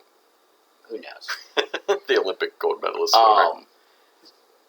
They got Adam Larson, too. They got him.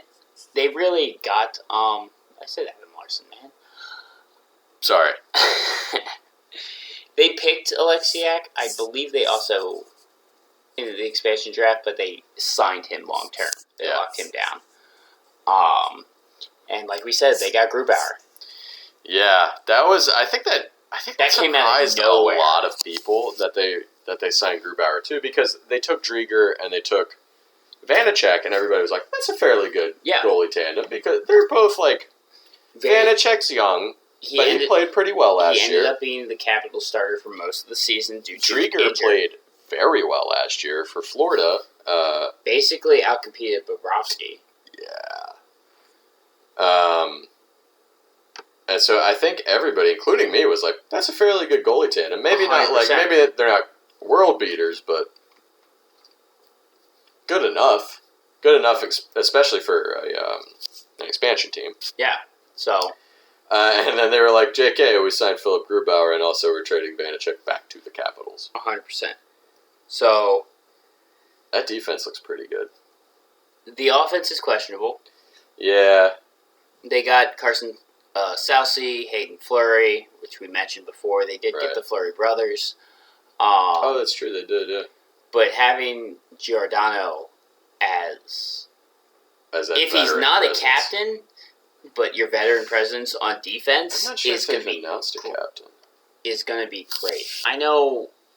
If they're going to announce a captain, I can almost guarantee it's going to be Giordano. 100%. I love saying his name. Giordano. Spicy meatball. But yeah, no, their defense is good. Their offense is going to be the question. We'll see. It could be okay. It depends on how, the system that they play. They got Alex Venberg. Yeah. He's as your top line center, which is... Oh, actually, he had a pretty good year last year. It's just one of those things where you're not entirely sure. Yeah. We'll have to see. I mean, Schwartz has had kind of a couple of down years. Schwartz had a lot of injury problems, though. True. He gets cracked up. Eberle is kind of a streaky scorer. I mean, a lot of scorers are streaky scorers. He tends to pass when he should shoot. But Marcus Johansson's more of a defensive forward. Jared McCann is who they took is a very streaky scorer. Johansson has also had problems with concussion injuries. True. Look at you, Marshawn. Fucking Marshawn. Yeah, I mean, just based off defense and goaltending alone, they might make the playoffs. Yeah. Especially in that division. With this division, especially in that division. They might feast on weaker teams. Mm-hmm. And strong teams. And they might be able to tick off a couple of points from strong teams. Yeah. Maybe. It's possible. It's certainly possible because the Central Division could cannibalize itself to the point 100%. where the Pacific could get 4 teams in. All right. Anything else to say about the Kraken? I don't really have much to say about Okay. The Crackheads. I'm just really excited Those are for their that. fans. I'm excited for that too. I really do think, and I hope I'm not wrong, I really do think that'll be a strong hockey city. 100%. Because they really support the Seahawks. I think they would really support the Mariners too if they were better. They're still supporting the Mariners. Yeah. There's a chance the Mariners might make the playoffs this year. They support they support their soccer team. And they're rabid fan bases for the Supersonics. And the Supersonics haven't even been there for forever. I think they have a natural rival in the Canucks. They're 2 hours away from each other. They are across the border, but they're only 2 or 3 hours away from each other. I don't even know if it's that far. I think it's a great place for a hockey team to be. I'm very excited for it. And I love the city of Seattle as well. It's a great city. It's a fantastic city. So... All right.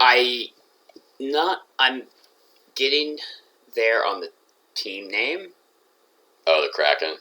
The Kraken is a little minor league to me, but I'm liking it more. I started to really like the Sockeyes, like as a concept of a name. Right. But I don't dislike. You could make the it the Seattle Squid and still be. The Seattle Squid sounds a little. I don't know. That sounds a little more childish than the Kraken. It is, yes. I understand what you're saying. You make the Kraken your mascot, but... Yeah, I understand what you're saying, but I like the name. I like the imagery. It is very much growing. I like their logo. I like what they did with the negative space on their logo, where it's like a squid tentacle. Yep. So I'm very excited for this team. I hope they do well. This might be my second team. Maybe. We'll see if I have a second team. Who's next? Next is Edmonton. Oh, okay. Oh, Edmonton. Edmonton. So, last year, they were 4th in the Northern Division. Did they really end up 4th? They ended up 4th, I believe. For real? Yeah. Because Toronto, Calgary, Winnipeg, Edmonton. Wowie. That's crazy. So, yeah. Oh boy. I don't know. How much do we want to talk about Edmonton? I don't know about these guys. They're kind of playoffs or bust, but they don't really realize that they're not a good enough team for the Cup. They don't have the... I mean, look, here's the thing. Connor McDavid... They don't have the depth. Connor McDavid is the best player in the league. He is the best player in the league since probably Crosby and Ovechkin. You can Leon Draisaitl is a fantastic player. Argue about McKinnon in that conversation. You could, but just raw scoring, McDavid is tops. Either way. Go ahead. Yeah. Leon Draisaitl is also a fantastic player. They're excellent. Outside of those top 2 lines, they got nothing. There's nothing. They got nothing. And I like Warren Fogle, but it's... Alright, so going into it, they've made a couple of trades. They got Duncan Keith. We talked about that. Yeah, you mentioned that. And they also got Warren Fogle for Ethan Bear. And that's just... It ends up being $2 million off the cap. Yeah, I mean, Warren Fogle, I guess that was a move to get more depth at scoring. Yes. And Fogle did well in Carolina. He did. That's true. He did. He was a good middle 6 guy. Yep. But It's not a bad trade. It's not a bad trade. Bear wasn't bad on defense either. So I don't really think the Duncan Keith trade is bad either. I think he brings a veteran presence to that defense. Maybe he makes it better. He can still play. Yeah, I don't know. He's close. To me, he's towards the end. He's going to get burned. But it would also not surprise me if he just played terrible on Edmonton. That's what I'm saying. He's going to get burned. It wouldn't shock me. Speed-wise, he's going to get burned. Yeah. He's kind of like Chara. He's starting to get kind of like Chara, where Chara can still, if he's right on top of you, he can still play defense. But the faster guys are going to go around him. All right. So they made some moves. So, like I said, they got Warren Fogle, but they also signed. That was just for signing rights, so they did put right. There's a lot of that this year. Yep, put money down for him. For $2.75 million a year for 3 years, that's not bad. No, he's 25 years old. No, that's not bad at all. I didn't realize he was that young. They signed Kailer Yamamoto. Yeah. For only a year. Yeah, he's 22. I guess he didn't have as dynamic of a scoring year as they were probably hoping for last year. So maybe this is a prove it type deal. He'll still be a restricted free agent after this year. They got Derek Ryan.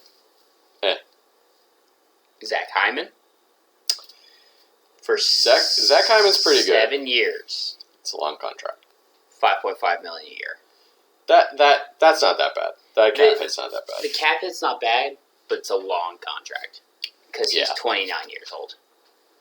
That's too long for a guy. He's gonna be 36, but he's not gonna. He's a good winger, but he's I think he plays a kind of a power forward ish. I could be wrong. They signed Cody Ceci for 4 years. That's hilarious. Yep. Hilarious. Cody Ceci for 4 years at $3.25 million a year. I'm sorry. I like Cody Ceci. That's too long and too much. Yep. I agree 100%. I thought he did have a good year last year, but is he going to repeat that with Edmonton? Don't know. So now we're going back. So that was just free agency, really. Uh-huh. So now we're going into the re-signings / extensions. Mm-hmm. They got Darnell Nurse. 8 years. $9.25 million. He's not worth that much. I like Darnell Nurse. He is. I would hazard to say I don't think Seth Jones is worth that much either. Right. I would agree with that. I would say Kel McCarr is worth that much because he's young. He is a stud defenseman, but Darnell Nurse is 27. Darnell Nurse of all of those guys we just mentioned is definitely doesn't. No. I'm sorry. Again, I like Darnell Nurse a lot, but not worth that much. They re-signed Mike Smith for 2 years, $2.2 million. I mean, the contract's not the problem there. No, it's his age. He's 38. It's his age. It's just his age and his play. When are they going to learn they need a goalie? When are they going to learn that? They'll never learn it. Tyson Barrie is 3 years for $4.5 million. That's not that bad. That's not bad. Yeah. Devin Shore, 2 years, not even $1 million. Yeah, that's fine. But the big one was they extended Nugent Hopkins or re-signed Nugent Hopkins. Right. For 8 years. But only just north of $5 million. That's not okay. So the cap hit is fine. The cap hit for that is fine. 8 years is for a guy who's finally starting to come into his own in the league. He is only 28. I know, but I agree with you 100%. He is more of a skill guy than a power forward, and they don't drop off as fast. Right. That's true. Injury. He did have a good year last year. Barring an injury. But I don't know. I don't know about that one. It's very 8 years. 8 years seems like too much. I understand bringing him back, and if it was that cap hit at 4 years, I'd be like, that's great. Heck, even at 5 or 6 years. Even at 5 years is probably fine, but the 8 years, the max contract is yikes. So that's kind of what's going on with Edmonton. All right, Edmonton. Go ahead. They expect the playoffs. I think they'll make the playoffs. I don't know anymore. I think they will, although I expect something similar that happened this year. They'll get blown out. I don't think they'll get swept, but I don't know that they win any more than one round. Because after one round, you have to face the stronger teams. 100%. You have to face a Vegas or a Colorado or a St. Louis.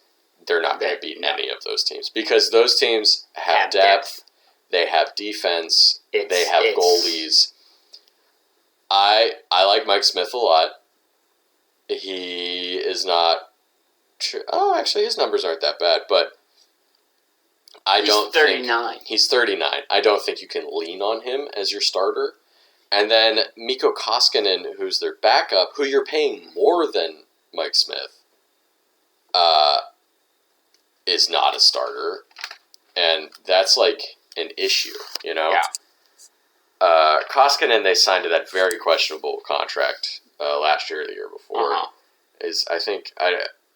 Okay, he's a UFA after this year, but it's for $4.5 million. That's a lot of money. That was after he played okay, you know. I don't know. I think their goalies are not good enough. Their depth is not good enough. They're like Chicago. They think they're better than they are. 100%. I mean, we'll get to our predictions about where we think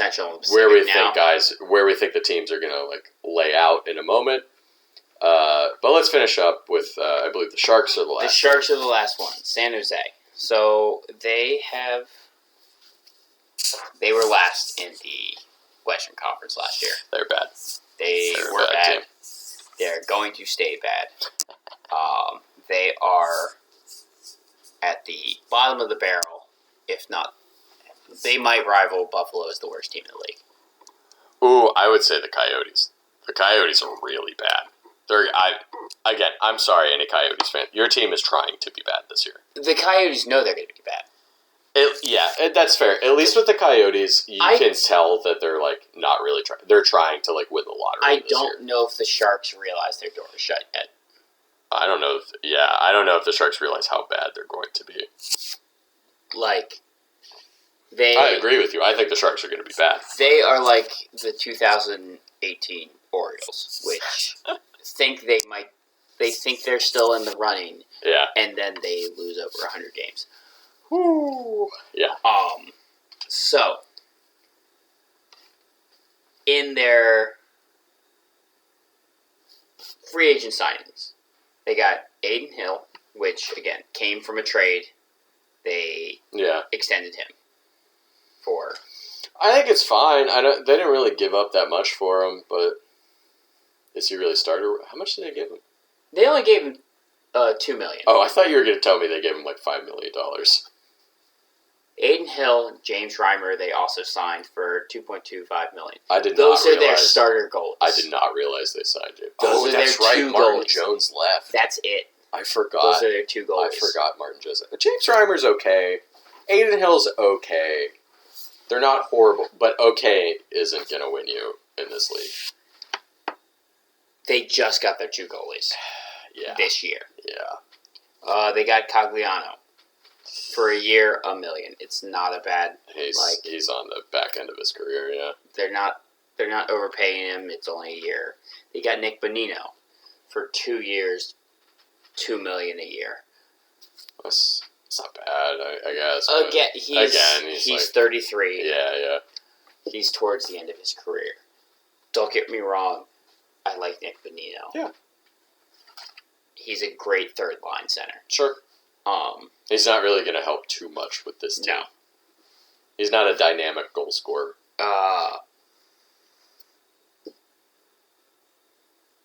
They re-signed Rudolph's.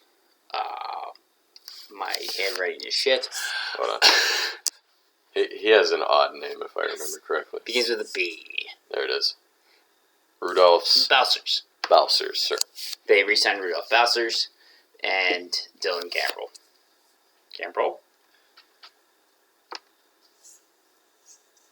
Yeah, Gambrell. Yeah. Yeah. Gambrell. Matt Nito. Those are the guys they re-signed. So it's not that new of a team. Yeah. So it's a lot of the same team as I last didn't year. realize they didn't really do too much. They have not done that much. It's a lot of the same team from last year. Not a good sign. That was one of the worst teams in the league already. Yeah. With like 48 points. But, Erik Karlsson's worth that $11.5 million, dog. And he doesn't want to be a part of another rebuild. That's too damn bad. So, minus 18 last year. I like a lot of the guys on San Jose. I like Couturier. I like Hurdle. Despite Couturier's on the Flyers. Thank you. They have similar names. I even like Evander Kane, despite all of his off the ice. Evander Kane needs help. He really does. There's so many players in that league that need help. Yeah, that's true. But he's clearly has a gambling problem. I know that he was cleared of betting on his own team. Thank God. That's some Pete Rose shit right there. But I mean, but still, I didn't bring this up earlier, but Chicago's dealing with their own off the ice stuff as well. Oh, true. True. That is true. We won't go into too much of that, but you guys can look that up. That's bad. Also, look up the New Orleans Saints. Same thing. Yeah. So there's some bad shit coming out around a bunch of different pro sports teams. It's not good. But I'm sorry, San Jose. I do want the Sharks to be good, but they are going to be bad. I mean, if you look at this, they got Logan Couture. They're going to be bad for a long time. They got Thomas Hertl, Evander Kane, Brent Burns, Erik Karlsson. If you go back in time, Marc-Edouard Vlasic, you go back in time like 5 to 10 years, and you're like, oh yeah, this team will have these guys. You'd be like, oh my god, they're going to be blowing the doors off of people. Man, Erik Karlsson. I like him a lot. I think he was a very dynamic defenseman in Ottawa, but ever since the injuries at the end of his time in Ottawa, plus being traded to and then signing that ridiculous contract with San Jose. I don't blame him for signing the contract. I would have signed it too. Oh, yeah. I would have signed that contract too. I blame San Jose for it. It's San Jose's fault for that contract, but he's really just taken. Brent Burns is getting up there in age. Brent Burns is 36. They are. He's in the twilight of his career as well. But he's 36, but that contract goes for at least 4 more years. 2025. Yikes. Yeah. Karlsson's goes to 2027. So, unfortunately, unless the league starts up with compliance buyouts again, if they give teams compliance buyouts, which I don't think they're going to, they're stuck with some of those long-term heavy contracts that they have. 100%. Now, some of those players did earn those contracts, but they just look bad at the end. They just look bad now, All right. So here's the fun part. We're going to try to guess. I guess we'll try to guess the standings of the team. We'll guess who we think is going to make the playoffs. It's going to the playoffs. Okay. I would have guessed that. I'm not guessing standings otherwise. All right. I'll just say playoff guesses. All right. Which one do you want to start with, Central or Pacific? I'll start with the Pacific because I've been looking at it. It is going to be Vegas. Oh yeah, definitely. It is going to be Calgary. Okay. I think Edmonton. To me, I think Edmonton makes it because that division. Edmonton. Okay. Are you gonna give them 4? I'm giving them 4. Really? Wow. I think the Central cannibalizes each other. Okay. And then picks off, and the they Pacific sneak in one team. Yeah. Who are you thinking? You know who I want you to say. I know who I want to say. It's just got to be realistic. Okay, I'll say to me it's going to be Vegas, Calgary, and Edmonton. I think. Put it in Seattle. You think Seattle makes the playoffs? All right, man. Put it in. All right, I like it. To me, I think the Pacific only gets 3. I do think the Central will cannibalize itself to some degree, but I don't think enough. As much as I would love Seattle to be there, I hope they make it. I hope I'm wrong. And as much as I'd like, just because I like what LA is doing, I would love for LA to be there as well. But I don't know. I think the Pacific gets Vegas, Edmonton, and Calgary. And you think maybe Seattle sneaks in there. Yes, that's who I think sneaks. All right. So let's talk about the Central. I'll start. I think definitely Colorado. Put absolutely Colorado. I think definitely St. Louis. St. Louis, I think, is stronger this year than they were last year. Yeah. Especially if Tarasenko comes back and makes any sort of impact. I'm gonna give a nod to Winnipeg. I really like Winnipeg. I like the way that their offense looks. I like that they've shored up their defense. They still have Connor Hellebuck. I think they make the playoffs. I'm too buzzed for this. Oh yeah, we're at that time.